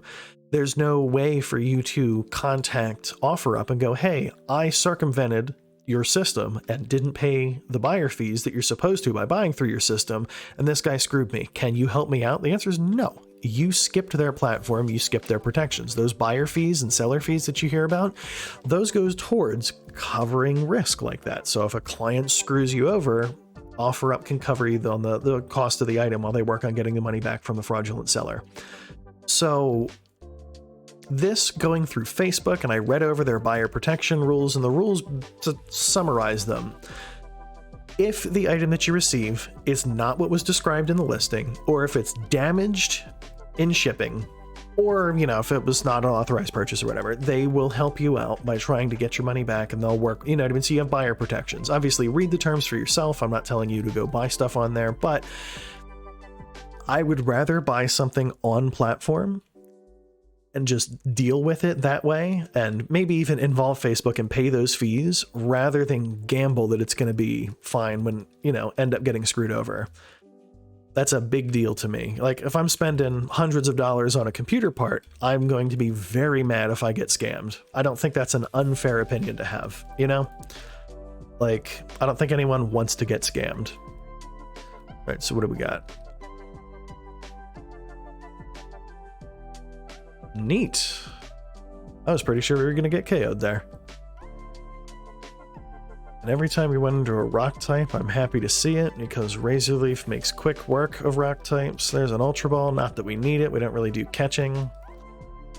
This is probably going to be the end of Squizzy for now, but that's okay. We're going to let Steve come out. We have an escape rope in pocket. I know we do. So as long as we save before we totally burn ourselves, we'll be fine. Speaking of burn, let's set this thing on fire. But yeah, so, and for the record, I do not support scalpers. Whenever possible, I recommend not buying from scalpers. If you're not familiar with the term, congratulations on living a fortunate life in that front. But a person who is a scalper, what makes them a scalper is that they will buy products at whatever the recommended price is. So like NVIDIA's 30 series cards, the MSRP, or manufacturer's suggested retail price, is $699.99 for the Founders Edition, and then add in board partners like Asus, EVGA, they can increase the price if they're offering something nicer, right? But we'll call the base price $700. A scalper is the kind of person who goes and buys one of those cards at an MSRP, $700, and then they try and sell it to you for more. And we're not talking more as in like they want to make back the taxes and any fees they paid, so they're asking for like $760 for it. No, we're talking like they bought it for $700, they're trying to sell it for $1,000 or $1,200 or $1,400, and there's a lot of that going on. Whenever possible, do not support scalpers. What's interesting about this listing is that the person was actually selling it for approximately MSRP. You know what I mean? It was actually, and it's used, which I don't love, but at the same time, if it's used and it's actually a reasonable price, I mean, the cards are new. They only came out a couple months ago. As long as it works, when it gets here, I can deal with any of those shenanigans. So, you know, sidestepping scalpers and getting a good deal will be nice, and if it's not, Facebook buyer protection should have me covered, and it'll be a chance for Facebook to impress me with some of their privacy and like consumer concern policies, because to speak candidly, they don't have the best reputation in terms of like consumer privacy and everything like that. They kind of come across as a company that doesn't give a crap about the user. If I can be completely honest, like the product needs to bring people in, but they have like the vibe that their product gives is that you're not their problem. Their buyer protection policy is a chance for them to kind of show that hey, when it comes to the marketplace, when it comes to your money, we take it seriously. And I would appreciate being able to see a demonstration of that. I would appreciate not being put in a situation where I need a demonstration of that even more, but it's a chance to kind of test out Facebook and see what they're about. I'm still hesitant to it, and I'm probably not going to go like switch to like be a Facebook gaming streamer or anything like that. Like that doesn't sound like me, but rekindling some goodwill would be kind of nice. So we'll see what happens with it. I am intrigued, if nothing else. Level progression is actually going quite nicely, by the way. Just actually talk about something on topic for a minute. It's slow, as I'm sure you can see. Like, we're probably going to be here. I want to get the team, as I said, to 50, I think is like a fair starting point. Confusion. Come on, Rain, beat up that fishy. You can do it. That's not... You can... There it is. I knew you could do it. Yeah. Let's switch to have Lilith up front. Let Lilith start scooping up some experience. That's the room where Red is.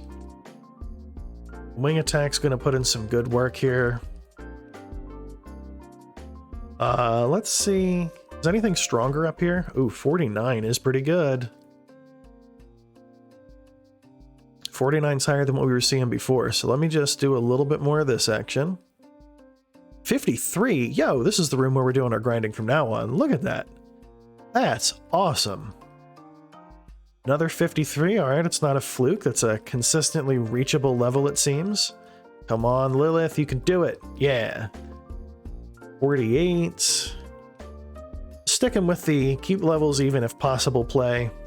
There's Red. I'm not talking to him yet, though. Whoop, that was not the move I meant to hit. Crashed it a bunch. Come on, F. Satan, you got this. Yeah.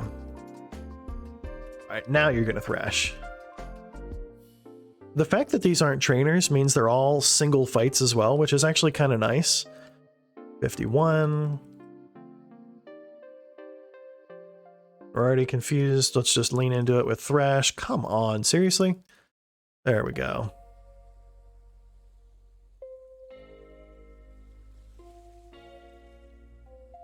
Oh, man. I don't like grinding. I've said it before. I'll say it again. But I do appreciate ways to make grinding more efficient and more painless. Whether it's watching Netflix, taking advantage of some sort of speed up function and just kind of listening to music and chatting. I don't really care what the method is, as long as it's not outright cheating. But this is an emulator. Arguably, it's fine. You know what I mean? If you don't agree, call me out on it. That's fine. I can always switch plans, but I think that this is an efficient way to try and get us up into the 50s at least. Then we can try out Red. I'm thinking the plan here. You can tell me if you disagree. I'm going to grind until like 11:30, maybe 11:40.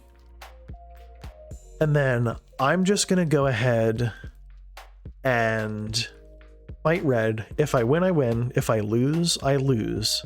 We'll be done for the night.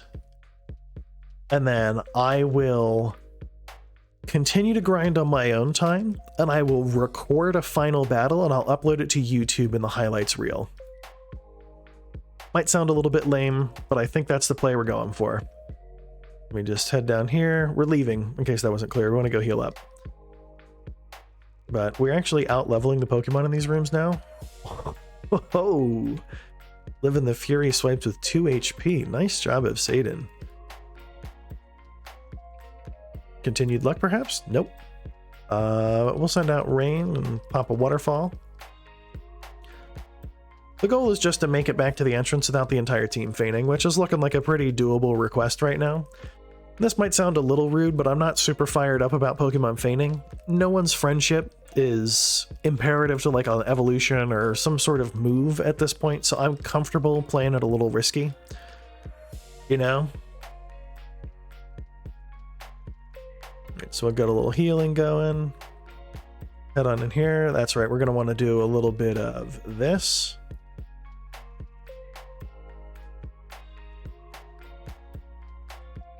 Shooting for... All right, here's the thing. I told you we're going to do this until 11:30, 11:40. That's only 15, 20, 25 minutes, somewhere in that window, right? It's not a huge amount of time.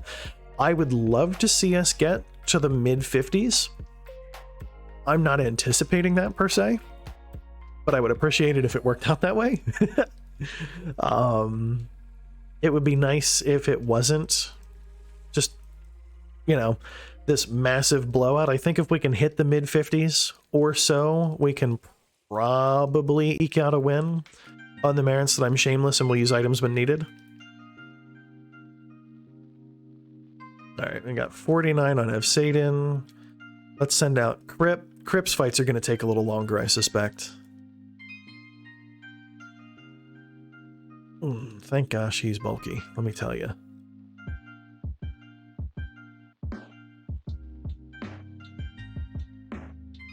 Alrighty. Nice. Level 49 already. We must have been high 48. Lilith, get back out here. Yeah, Lilith has been the MVP of this entire playthrough, though. I very much... you know what? I'm going to do something really quick. Sorry. As I said, listening to music. Settings, music.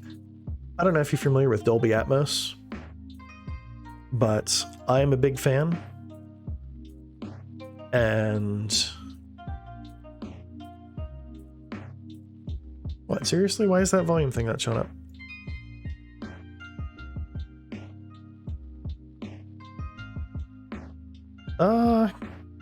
That's fine. I'm a big fan of Dolby Atmos. I think the sound quality that it brings to the table is excellent, and they have a Dolby Atmos for headphones implementation that lets some extra post-processing happen on the sound. I use it when I'm gaming. It does a really good job with positional accuracy. I'm looking forward to trying out the Dolby Atmos music mode that we're listening to now. I've used it before. I don't listen to a whole lot of music on my computer, but it's kind of cranked. You can't really hear it, of course, because you're not supposed to be able to, but I'm looking forward to hearing how hard the bass hits in this song. Cool, so Crobat's, of course, going to have a hard time against these rock types that are in here. All right. More levels. Golbats are a good sign. Okay, that sounds good. Back on Dolby Atmos, sorry. But yeah, Lilith is out. That's a shame, but Rain is in. And you know what? Because I'm feeling some kind of way about that, Lilith is back in, and we're gonna pop some of these super potions on her. So we don't need them. Alright, let's pop a bite. Do a Confuse Ray. I want to click something over here real quick. Good. Oh, gotta grab the game again. Sorry about that.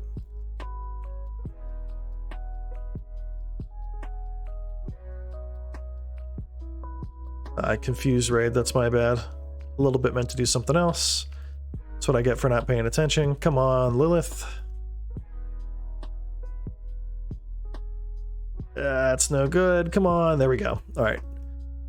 I still don't need those super potions, so we're just firing off 3 of them to heal up.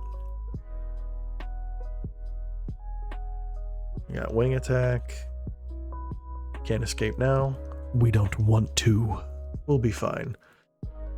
The confusion's really kind of infuriating though, you know? Like, seriously? Alright.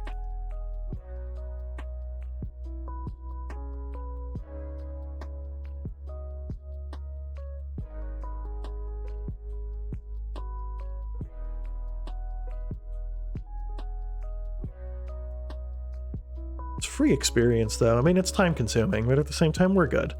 We still got plenty of time ahead of us.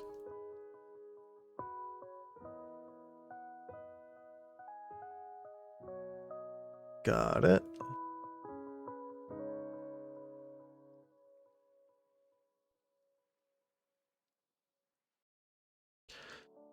The rock types are making this a little bit more pleasant.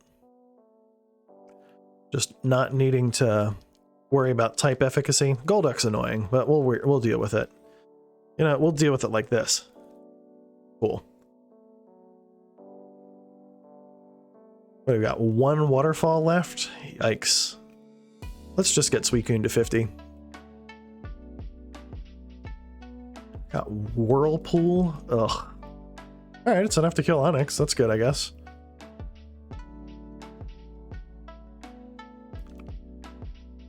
Is it enough to kill Graveler?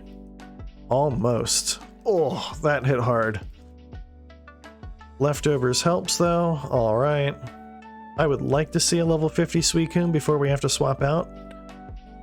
Aurora Beam should... Wow, that did not do as much as I thought it would.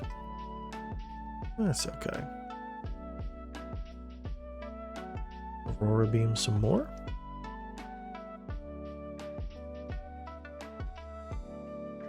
Aurora Beam even more? Jeez. Alright, so Aurora Beam might not be that good of a move. Hot take.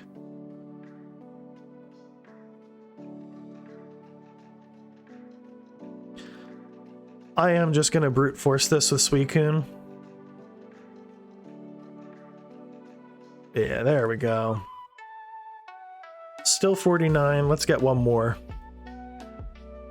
That works. Aurora Beam, as we've seen, is a little weak, but it'll be fine. Level 50. It's the first 50 on the team. I have a lot of money, so we're just going to kind of waste the resources, so to speak, and save myself a walk.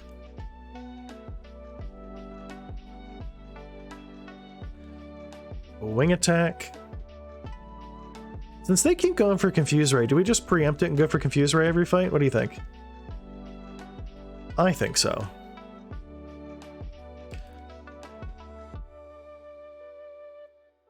That works.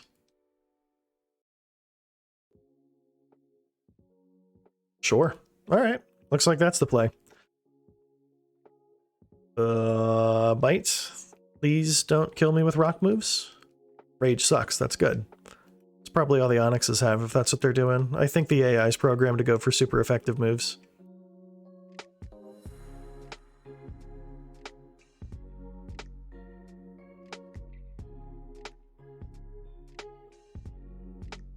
Did their confusion wear off? Damn. That sucks. Alright. I don't think I'm going to spend any more revives on it for now. We'll just let the rest of the team have their run. Golbat is going to be an invaluable team member, but in this particular cave, training is tough. I can deal with that. I also would like a drink of water.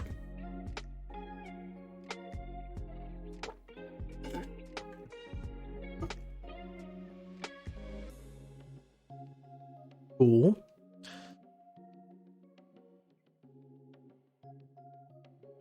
Gyarados is real strong.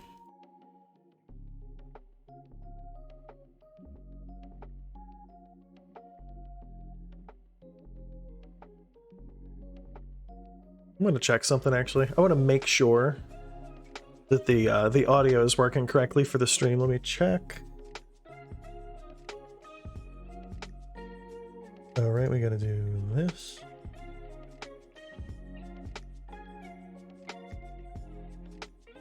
Yeah, it's working. We did it. All right, we're in. Let me play my music for me. Quick. Grab the game.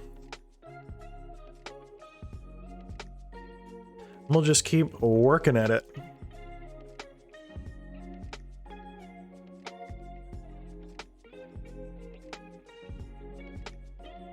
Once Gyarados hits 50, we'll switch to the next team member. It was a short trip. Hyper Beam. We might lean on that a little bit, actually. Get out of here, Dragon Rage.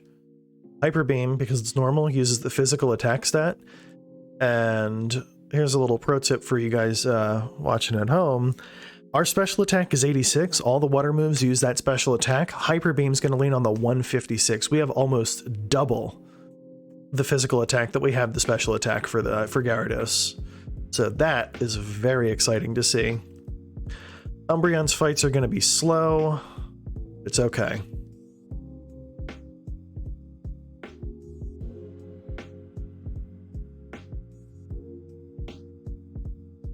Come on.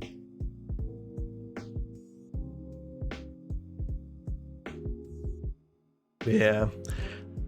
Crip's bulkiness is going to make those a little hard.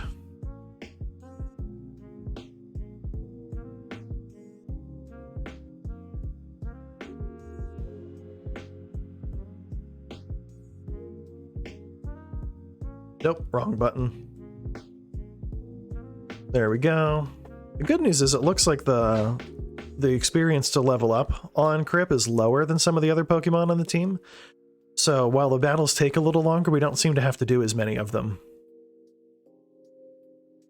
And sometimes we get really good confusion luck like that, so that's good.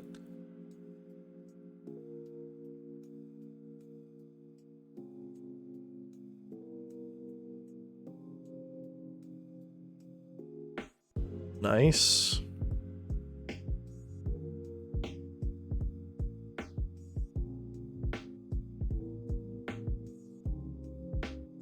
Going for a flinch if we can, because I don't want to roll out to get too strong.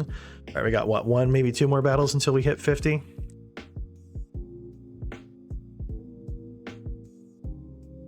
Come on, seriously?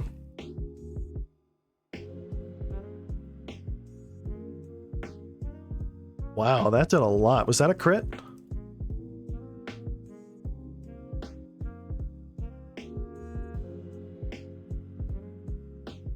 Oh, that hit way harder than I expected it to. There we go. What do we got? Half the team at 50? It's progress. Good luck, Steve. Right, that's something you can pretty comfortably take on. I am nervous to put him up against the Gravelers we've been seeing in here, though, and the Onyxes. Cool. Very nice.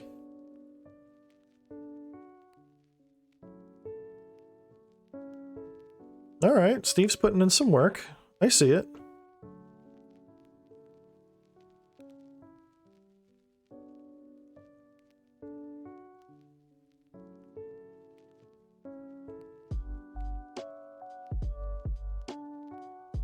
Cool, we hit our 49.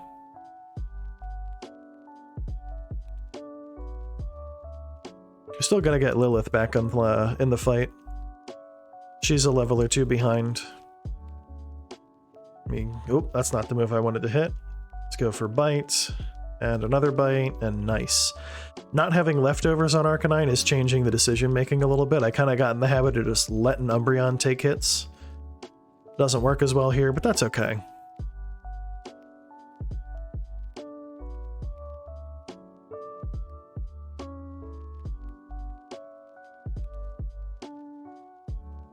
You're gonna keep ripping it with bite. Come on, we're almost to 50. I'll take critical hits wherever we can get them, right? Pop a flame wheel. Just deal with the confusion, I guess. Come on, Steve. No! You can do it, man! Damn, that sucks. Alright, Squizzy's in. We got strength. I got even more strength. Alright, so Squizzy's growth rate's pretty quick at least, especially against these rock types.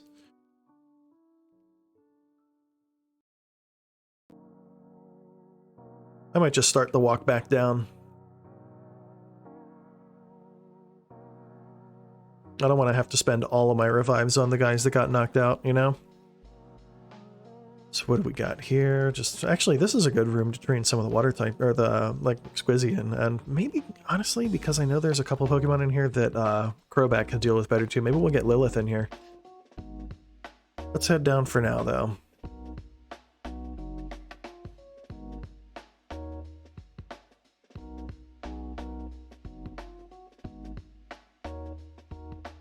All right.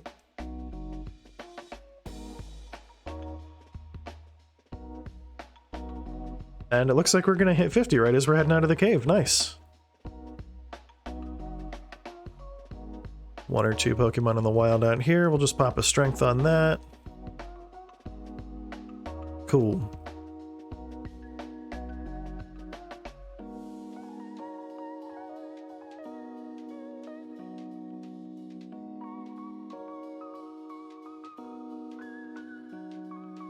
There we go.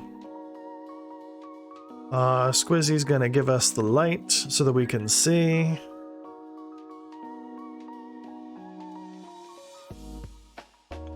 Confuse Ray's so annoying. It's a shame there's not like a hold item that just prevents confusion. I know there's items that'll cure it, but just like straight up get rid of it would be awesome. It's tempting to just run from Golbats, you know?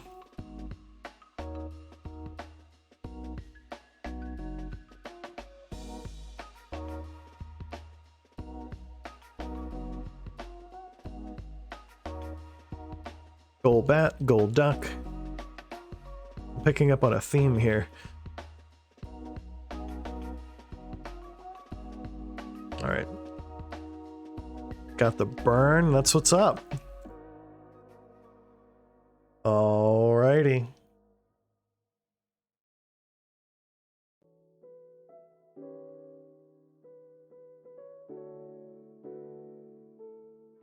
Seems pretty good to me. Another burn? No more burns. Alright. Oh, geez. That's how we lost Steve last time. Come on, Steve. Steve, you're so bad at this. Come on, man. Alright, so Lilith's doing it, and I'm not walking back down already. So we are popping in. Throwing a revive down. Heal these guys up a little bit. There we go. Anything to make the grinding a little more bearable, right? Ooh, extreme speed might actually be really important. Goodbye, Ember.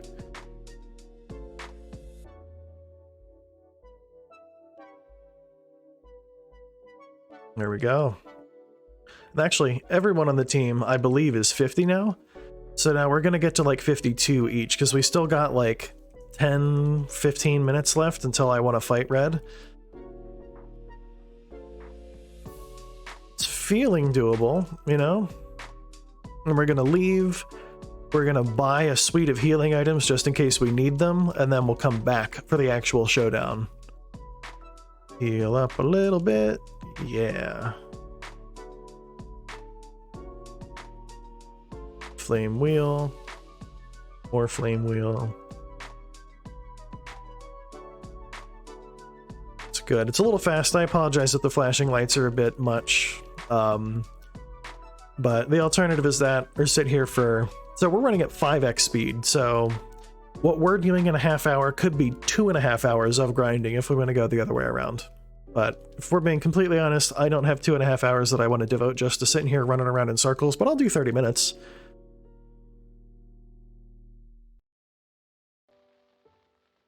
Come on, Steve. There we go. Almost to 51.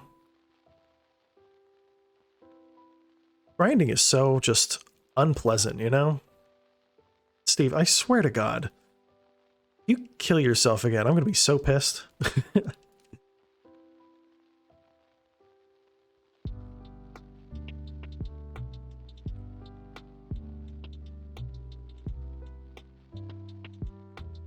Go. A little bit of biting. We're getting close to that just being a one-hit kill.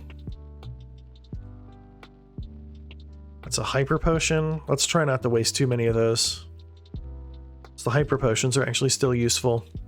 The only time you ever need to buy a max potion, by the way, is once your Pokemon have more than 200 HP. You know what I mean? There's no reason for me to sit there and kind of spend a bunch of money on max potions if hyper potions already accomplish the same thing for my team. They're great for high-level teams. I don't think anyone on our team does. So hyper potions do be good enough. So we got that here.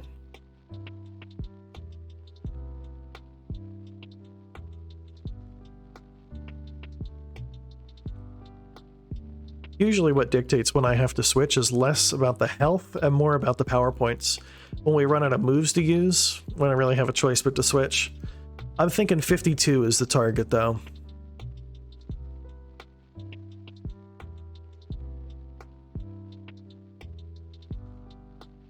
That's a shame.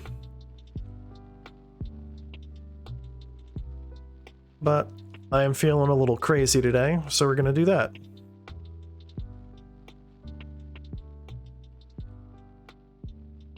Come, are you for real? Why? I'm doing it again. I'm hitting 52. Like, I'm not going back to the Pokemon Center yet. You know what we're doing? Where's Grip? There he is.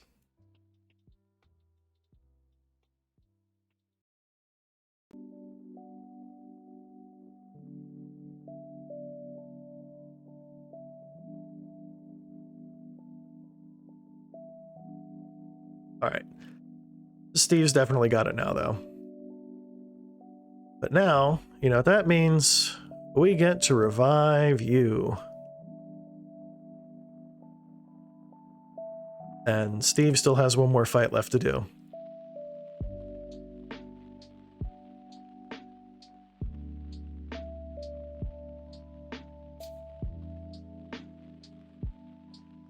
One more fight left to do.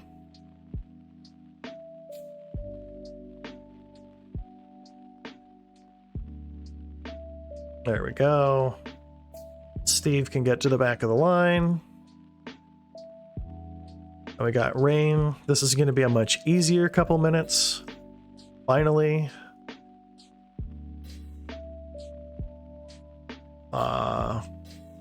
We learned last time. Oh, a crit. I was going to say, we learned last time Aurora Beam's not as good as I thought it was, but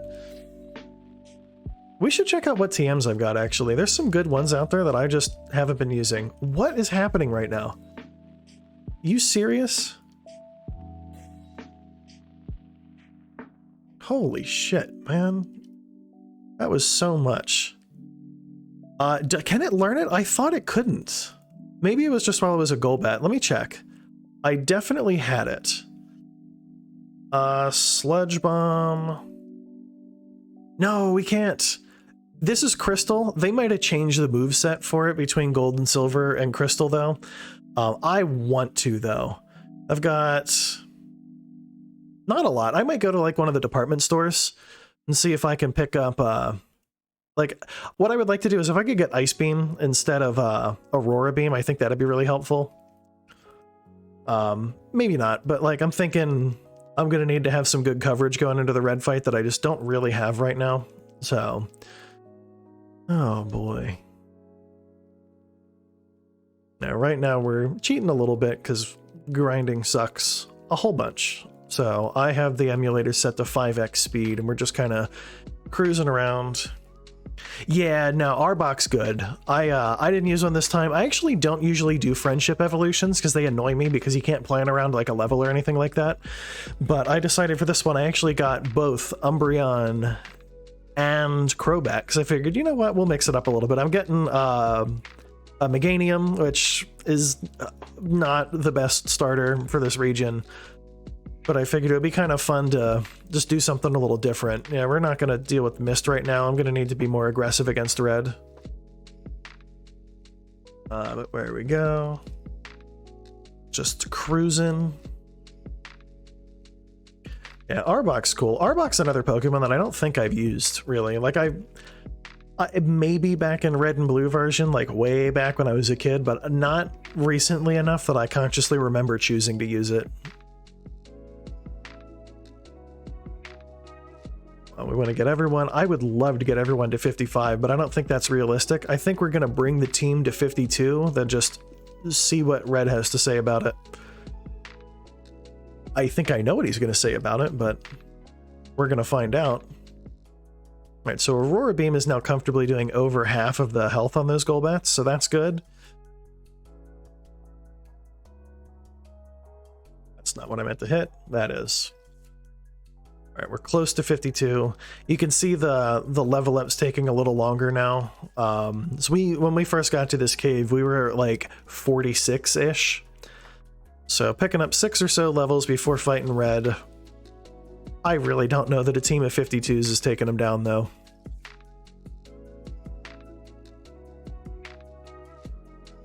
All right, one more. Thanks for that. Aurora Beam. And another one. All right, so who all is at 52? Just 2 of them? Alright, looks like we're just gonna suck it up and be on a little late if we need to, because I'm getting the rest of the team to 52.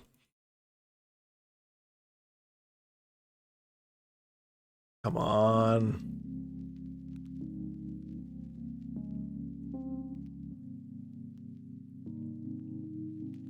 Alright, so we still have Surf over here to deal with these guys. That Golbat was frustrating, though. Can we just blow these guys away? Oh no, don't miss. Alright, so Hyper Beam can just clean house on those. Alright, we're gonna just kind of go with that plan for all the Golbats.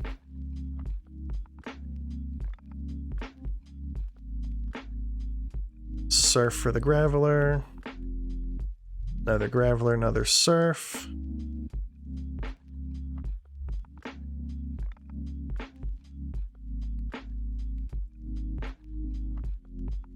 Seems good. And Gyarados is actually putting in work. He's arguably one of the strongest team members here, one of the most valuable ones. Just with how fast he levels up, how hard he hits. Like, I'm so glad we have him. How does Hyper Beam work here? Seems good. It's only level 51 though. We've only got 1 power point left. That sucks.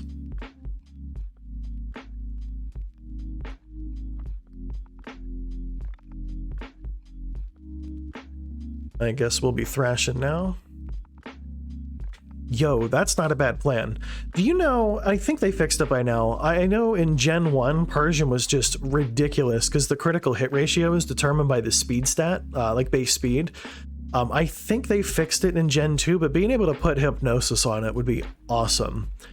And I'm gonna be completely honest here, I've put time into like doing some breeding type stuff and building out like getting egg moves, breeding for like IVs and all that stuff in more recent games.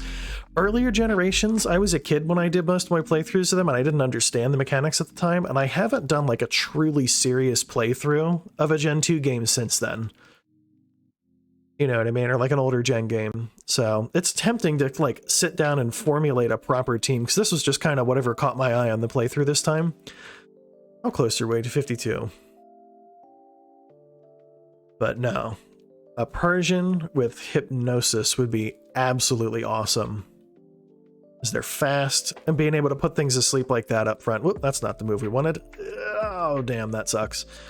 Well, looks like we're wasting another one. More Thrash, please. There's another 52. Time for Crip here.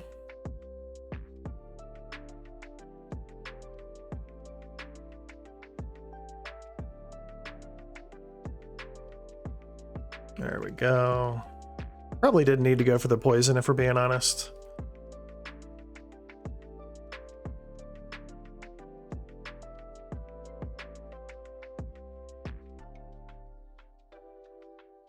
Of course. Yeah, the fights with Umbreon are always taking a little longer just because these are more defensively oriented Pokemon.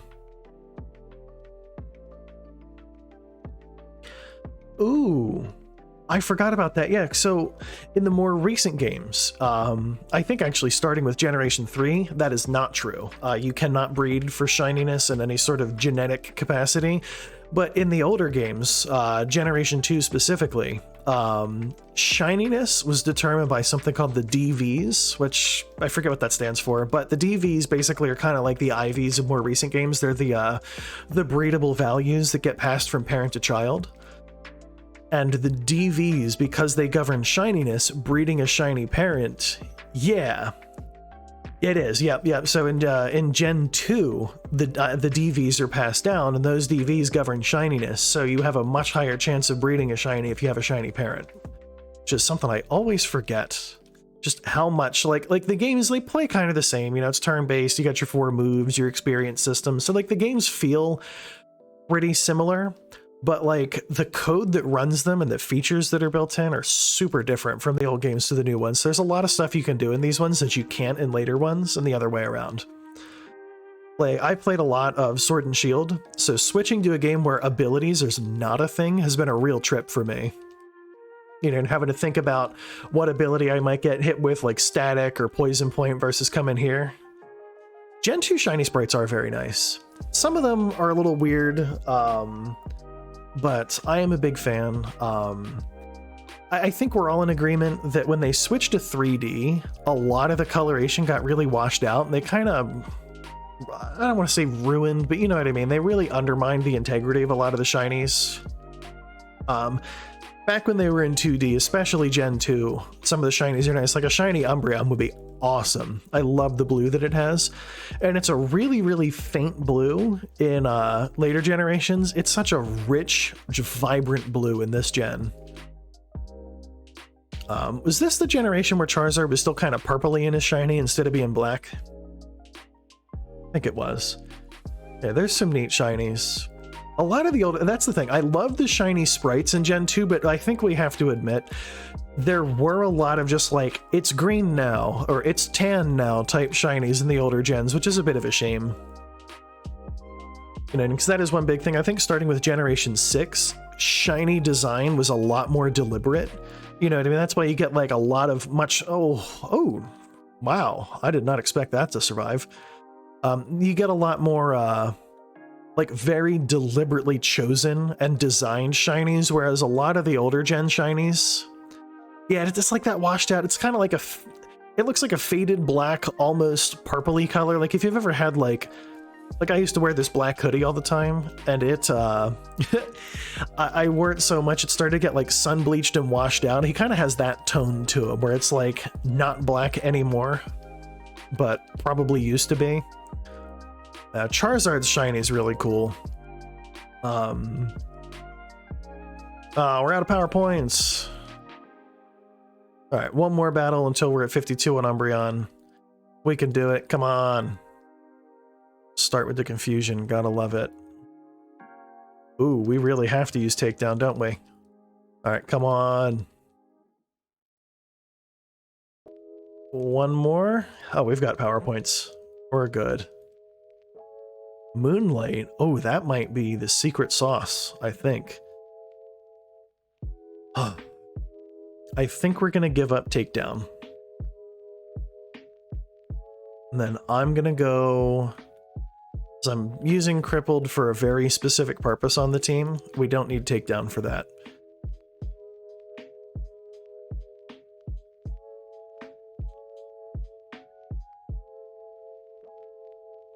Yeah, some of the shinies, like I'm iffy on Typhlosion's shiny, for example, because it's like I liked the dusky blue, and it turns kind of like it's red, but it's like pink. You know what I mean? Like it's a washed out red in the same way that Charizard's shiny in this gen is a washed out black. It's very okay, but like if it was a richer color, it could have been so much neater. They could have given him like blue flames like they did for Ponyta and Rapidash. Like he could have had a really slick shiny, but instead they just kind of pinked him up a little bit and called it a day. But there are a lot of older, like one shiny that I wish was better than it is, and better might be kind of subject to your opinion if we're being honest. I wish Sneasel had a cooler shiny. You know what I mean? Like the color palette is very bright, but Sneasel's like a sinister, dark Pokemon. And its shiny turns it like pink and yellow. I wish that its shiny was a little bit more intense. Yeah, the red and blue is really cool there. It's always like that's one thing when you're breeding for a shiny, like you're looking for it, you know what I mean? It's so different when you're just wandering around and you bump into one. Didn't get one this playthrough other than the Gyarados that the game guarantees you, but like Sword and Shield, just to flash forward, I was just meandering around on a route at the beginning of the game, beginning-ish, late enough that you can find wild Ninetales, and I bumped into a shiny Ninetales just kind of out of nowhere. It was like those moments where you just get like I love that so much. I mean, for me, I am very much a breed my shinies so that I can use them on a team for when I'm battling against friends. So if you find him in the wild, you gotta kind of work around stats that are a little limiting, but at the same time, like, a shiny's a shiny, man. There we go. Dude, we're so close to being what I would consider to be a high enough level to take on, or try to take on red. I don't want to make too bold of a claim there. All right, what all do we have? We have one more. Lilith is going to have a hard time leveling up too. At least in this room. We're probably going to go to the other room. So levels are a little lower, and there's Pokemon that we're super effective on in there.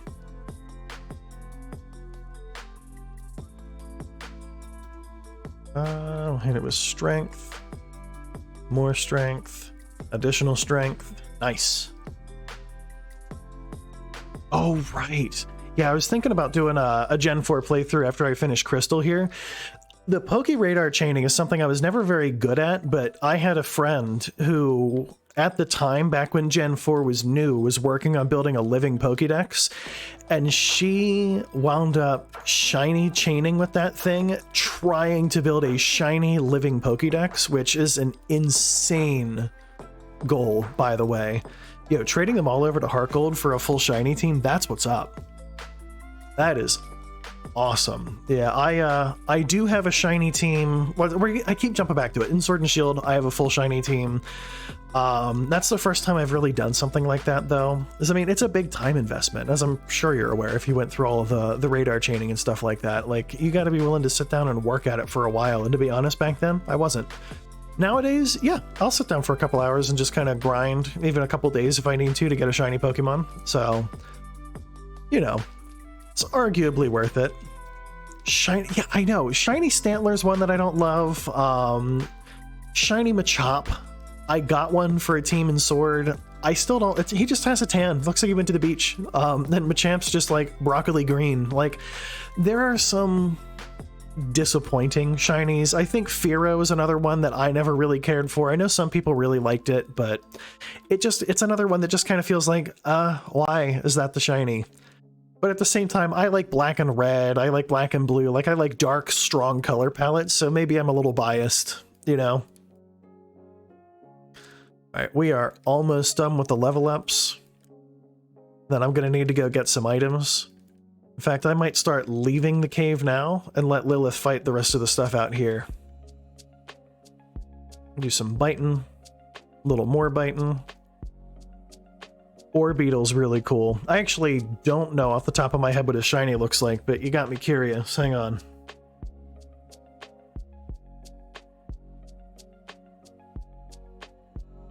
Oh, he's got the purple. That is a beautiful shiny. That actually, I hadn't looked at it before. Orbeetle's is really nice. The first one that I went for was Aegislash, because I was mad that I didn't have my Aegislash from previous games, so I got a second one. But I have like a shiny Dragapult that I put on a team. I have a shiny Mimikyu. Yeah, it's that purple bluish color. It's very pretty though. It's a really good shiny. I appreciate shinies like that where they're different, but they don't feel generic. You know what I mean? Like when I was complaining about especially a lot of the earlier gen shinies just kind of being greenish or tannish in color. I really respect like shinies like that where the color it feels so much more like special, you know? It's so nice. All right, so here's the deal. We're out, we're healing, and I'm actually gonna change some stuff around. Let me close my music in the background like that. I'm gonna go into the frame skip, throttle, no throttle. That should set it to 100. Yeah. And then, I apologize, I'm kind of mumbling to myself when we flip through. Yo, that's one thing that I always have a hard time doing, is theming the Pokeball around the Pokemon. You know what I mean? Is that not working now? I might have broken it. Give me a second here. Save games, slot 1. We're going to relaunch the game. No, I usually just end up throwing a lot of the Pokemon that I catch just in regular red and white Pokeballs. They're just like a classic ball. I don't really have any strong feelings about it, but it's fine. You know what I mean? Like there's no complaints. But there are some really, I've seen some really cool theming type stuff that people have done. Am I still not hearing that? What is happening right now? Where is my volume mixer?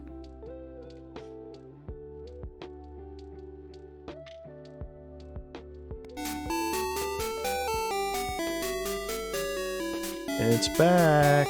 Alright, so now I just need to do... Bear with me. Game window, game window. Back! We did it. Alright, game's back to normal speed. That sounds extremely loud. Is that, like, super freaking loud to you? Yeah, it probably is. Like, why did the sound have to get bad?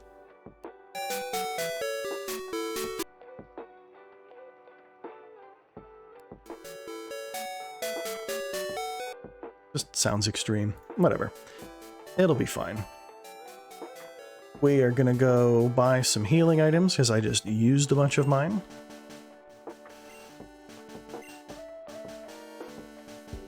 Oh, we gotta turn that off, actually. Let's do this. Sorry about that. We only need one set of music playing. But yeah, so I want some healing items. Joey, we just finished doing stuff. I would, but it's getting late, and I'm kind of thinking I need to go to sleep soon. I got work in the morning still. We're gonna buy Hyper Potion. We do have the funds. We're just gonna go nuts with it, right? Full heal, I think I have a bunch, but we're gonna have a bunch more. Revive, I don't really care. This is quite literally the last battle I'm doing in this scene, so we're just gonna piss away our money. Ooh, wait, full restores, just in case we get a status condition too. Can we buy those here? Nope, that's fine. I didn't want them anyway. But in all seriousness, I am going to Kanto for a minute because I do want them. So we're going to do this. There it is. Nope. And we're going to fly to the Pokemon League. I'm definitely doing this in the most roundabout way possible, but that's okay. I want... Dude, I don't even care. We can burn all of the money in the world. It's fine.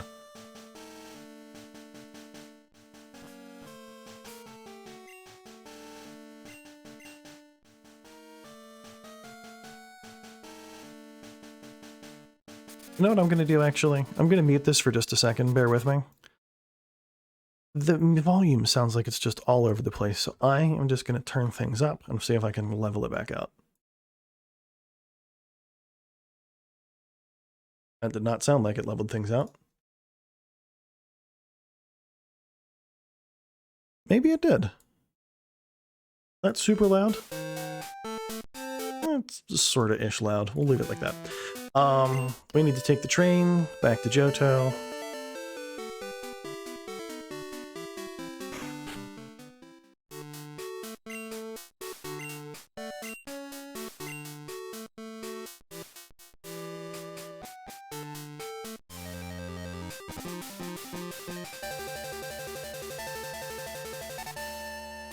Ooh.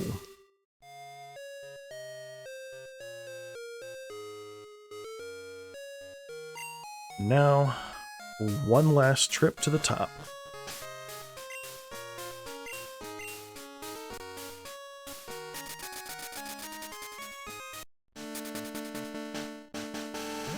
This time I'm running from battles. I want to save power points. I want to save anything that I can.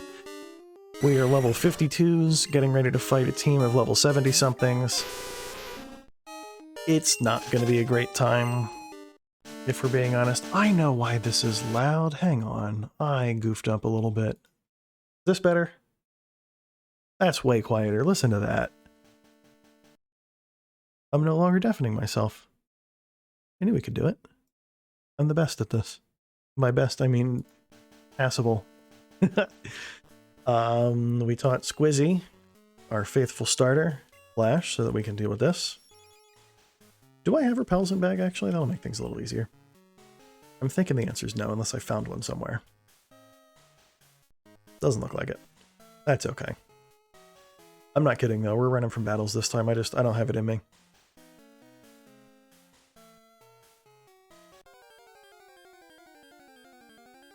All right. It's something interesting? No. Yeah, I'm thinking level 60 is probably going to end up being what I need to do, if I'm being honest. Like, I'm pretty sure at 60, it's a doable fight. Like, I could take a run at it and probably handle it. But also, I'm really trying, hopefully, maybe, to get this wrapped up today-ish. I think that would be nice. If it needs to spill into next week, or if I need to basically throw in the towel or do something else, like I might just beat him off camera and like record it, and then I'll just post it to the YouTube channel instead. I don't know. It's not a huge deal to me either way, I guess. But it just feels wrong to more or less beat a Johto game. You know what? I'm getting a little tired of the stuff. It's a shame we don't have the throttle turned on. But no, it feels wrong to try and beat a Gen 2 game and then just not beat Red. It's like you're beating most of a game. Come on, I don't want to wait anymore. It's already midnight. Where I am, I don't know what time it is where you are, but that's okay. Actually, I think we have the Earthquake TM in the team. We just got to figure out who we're giving it to, and the answer should not be Gyarados on account of... Yeah, the Snorlax is the biggest threat. All right, so let me see who can learn Earthquake, because that is actually a baller move, and I would like to teach it to somebody.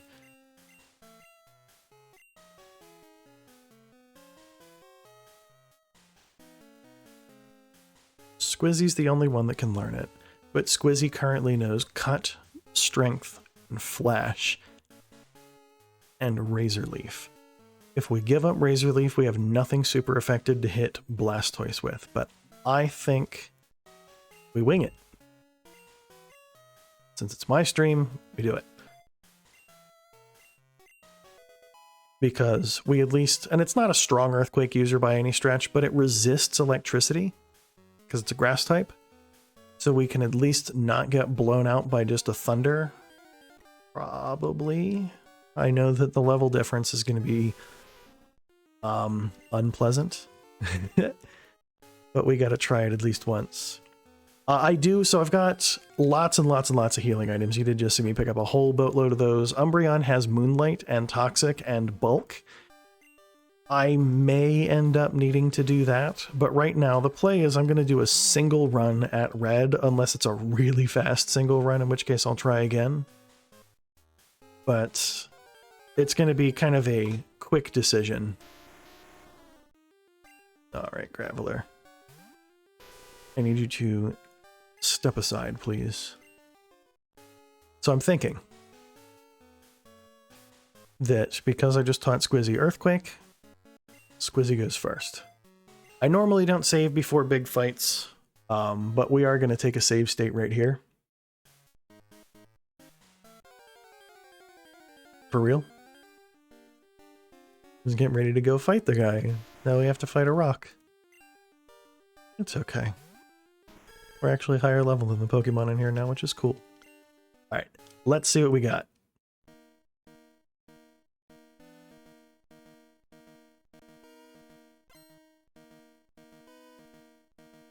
I'm gonna turn this up a little bit. What do we got? Pikachu, I mean, we knew that. 81? 81. Earthquake, see what happens? Oh, we turned off battle scenes. No, that doesn't do. Load game, slot 1. Options, that was anticlimactic, I know, but we gotta have them on for the final fight. Doesn't work if we don't have, like, cool special effects. Save game, slot 1, that way if I screw up I don't have to do it again. Okay, for real this time. There he is.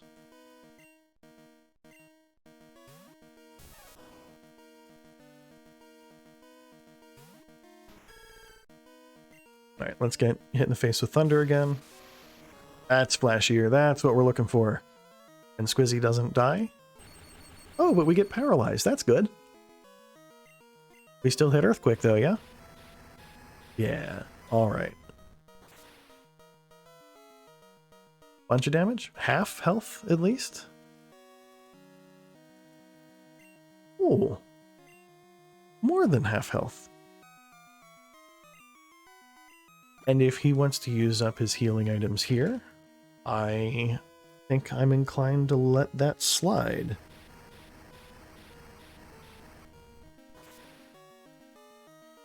I don't know how many healing items he has. Alright, so that was a damage range, and we got a strong hit the first time, but that's okay. Basically Squizzy's entire job this run is kill the Pikachu, right? It doesn't have any other type coverage. The only fire type on his team is also a flying type. Come on, Squizzy, you can do it. We might have to burn a full restore. Oh, seriously? We might have to burn a full restore on you as well. Alright. If that's a crit, I'm going to be bummed. Alright, we're good. Ooh, double good. I'm thinking we are going to pop a full restore, though, because if Red throws another one, I would very much like to have what we need to get through that. Alright, so, also that ding-dong noise is upsetting. Much better.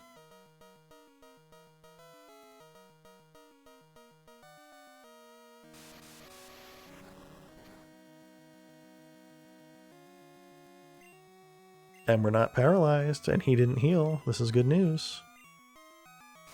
We'll save the power points in case we need it. Come on, Squizzy. Okay, just one hit. I'm asking for one hit. You can do it. Maybe you can't do it, but we did buy 30 full restores. So, like, there's that. I think we're off to a great start, though, because we're struggling this much against Pokemon number 1 on Red's team. It's a good sign for the rest of the battle. Do not paralyze me again, I swear to God. There we go. Cool. Pokemon number 1 down.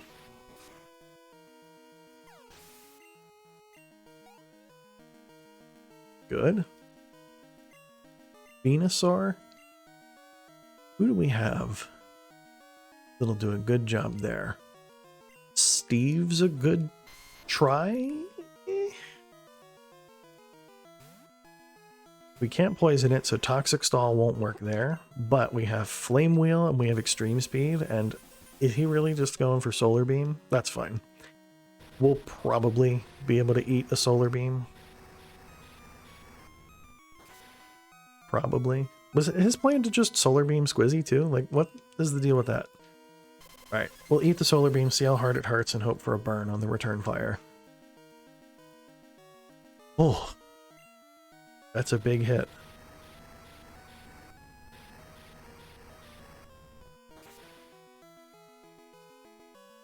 Burn, please? Yeah, we got the burn. Alright, we're gonna go for another one, thinking he's using another Solar Beam. Yep.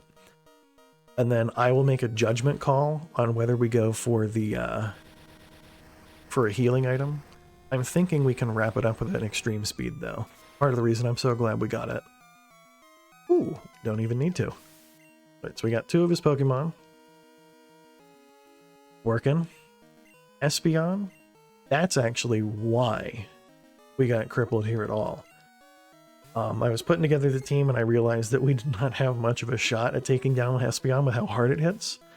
I know it's probably going to be kind of an a-hole and start throwing sand attacks at us. Oh, maybe not. Alright, so let's see. Swift versus Bite.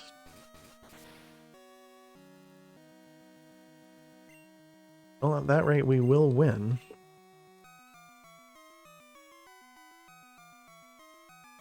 I'm going to choose to try and accelerate it with Toxic. Umbreon's got the bulk to just take hits, and this will speed up the amount of damage that it's taking each turn, which I think is going to be nice for us.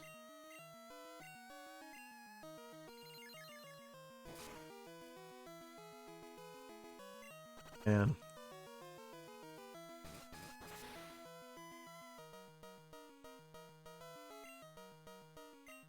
this is a winnable matchup.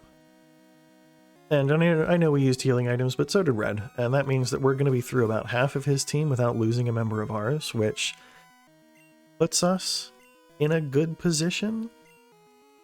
for the rest of the battle, at least. I mean, it's not great. Snorlax, Charizard, and Blastoise are left, and I kind of think that's the scarier half of the team, if we're being honest, but it's something. Snorlax, of course you are. We don't have any fighting type moves. But we've got Rain.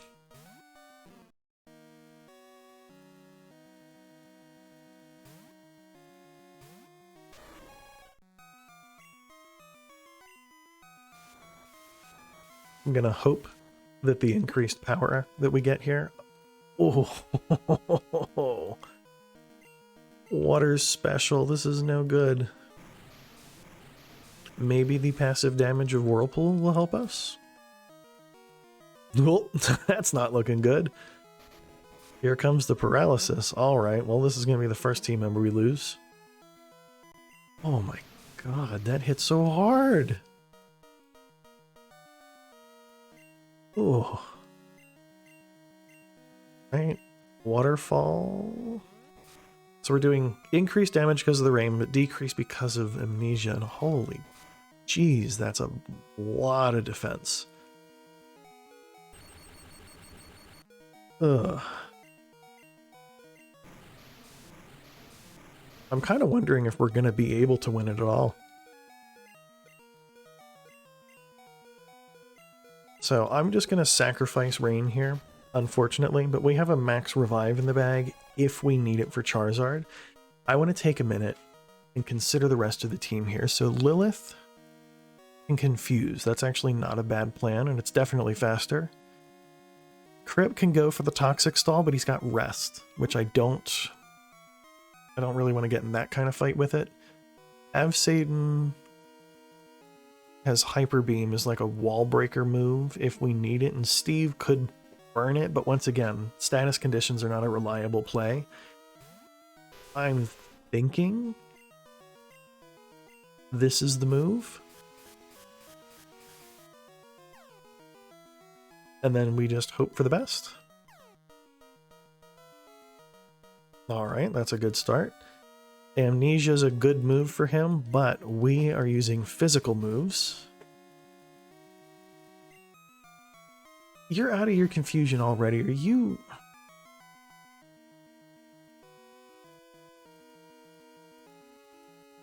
Of course we get hit with a critical hit. Alright, we're going to see how Crip does with it.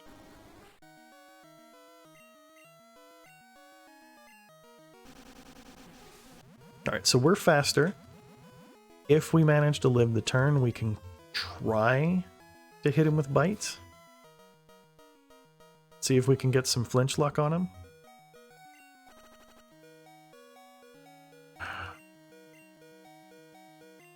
I think we just kind of go all in on that plan for now.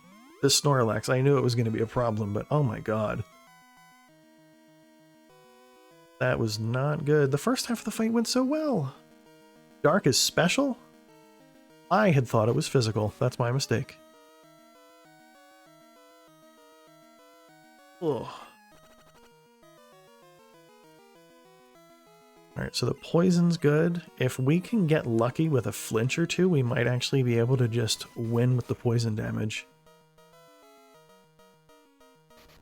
Come on, Umbreon, don't do the dying part of things, please. And I think now is when we really need to lean in on the idea of getting a flinch. So I'm going to just keep biting and hoping for the best. Yes! All right, that's what I'm talking about. Charizard. Avsaden can probably do it, maybe. And then we're going to need to have another sacrificial piece to put down because I'm kind of thinking against Blastoise it's going to need to be another Toxic. But we'll pop a Surf and see what happens. Fire Spin's annoying, but it's not bad. Yo, that flinch, we've had a couple really lucky moments on this this playthrough. I was fighting Lance and getting... well, let's say I was not on the winning side of that battle, and I sent out Suicune and got the level up where he picked up Aurora Beam, and it swept his entire team after that. It was one of those did not have it but a lucky timing on a finisher.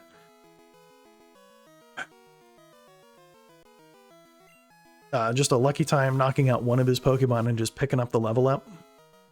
Yeah, it's not bad. I'm not sure if Hyper Beam could have done it. I think Stab with Surf being super effective is a little more power than Hyper Beam can drop. Fire Spin continues to be annoying, but not really a threat. I think we can take another turn's worth of damage from him. His wing attack's not really hitting us that hard. His Flamethrower is what scares me. Yeah, there we go. I think we might actually eke out a win with our lowish 50s team. That's what's up.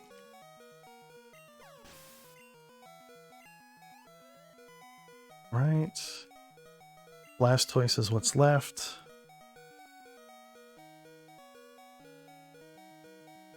I'm going to keep Gyarados out. We're going to go for a Hyper Beam. Either he does something like Skull Bash and just wastes a turn, or we lose it and we'll just switch into something else. Or he hits Blizzard. Yeah, that's fine. But that's fine. I still think the play here is Umbreon. So we're going to send out Steve, the one Pokemon I know is not going to save us in a fight against the Blastoise. And we're going to throw a Hyper Potion over here.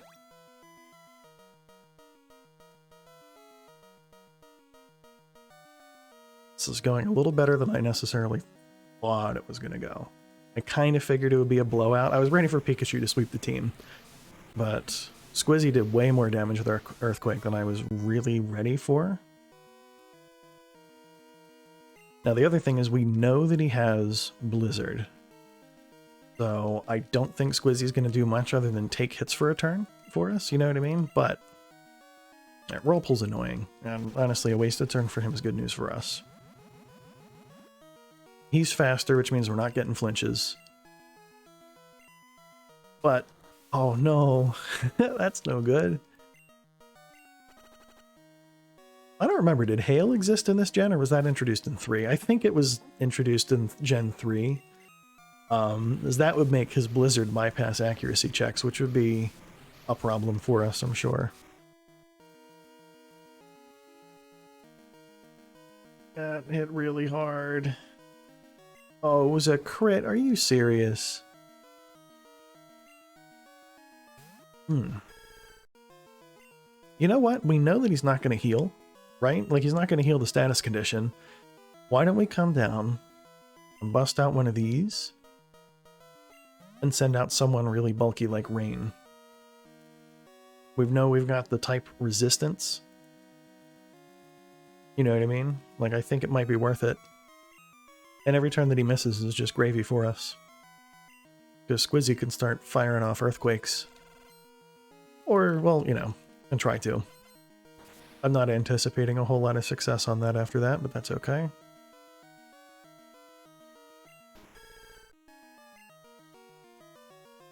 Now, the scary thing is, a single crit from him, and we're done. So I think this might seem a little cheesy, but we're going to pop a Revive on someone. Just in case we get KO'd out of nowhere, so we have kind of a fallback. Although the fact that he's opening with Whirlpool does not suggest that he's moving from a position of strength. Yeah, see, I say that, but I'm about to use Whirlpool on him too for more passive damage. Oh man. Oh man, I think we've got it though. I'm pretty sure his Blastoise is not really anything more than just us needing to tank for a few turns while we let the poison do its work. But we'll see. See, because the poison's putting in some real damage now. Like, I think next turn he's done.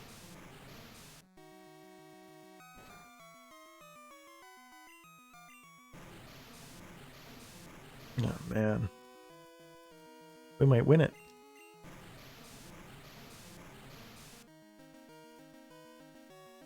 That's what I'm talking about. That passive damage, I think that's going to do it for us. So, I'll throw a Waterfall at him. He'll hit us with a Surf. Based on the damage he did last time, unless he crits, we're fine. If he does crit, we have Crippled to send out just to kind of be on board for the last turn. And the poison actually might do it right here. Yep. Alright, so we had to lean on some items, which I don't always love to do. Like, it's, as I said, casual playthrough. It's fine, but we did it. A man, a few words. Alright. Well, with that said, it's after when I normally go to bed, so I'm just going to start shutting some things down. Thanks, man. I really appreciate popping in. The advice was helpful, and I'm glad you were here to see us pull that off. So I'm going to go ahead and shut it down for now. I will be back on Friday with something. I haven't decided what yet. Might be more Warzone. I might switch back to Sword version and keep shiny hunting. I haven't really put a lot of thought into it. It's not a priority right now. You know, it's just kind of whatever I want to do. But with that, thank you so much for being on, and I'll be back in a few days. See ya.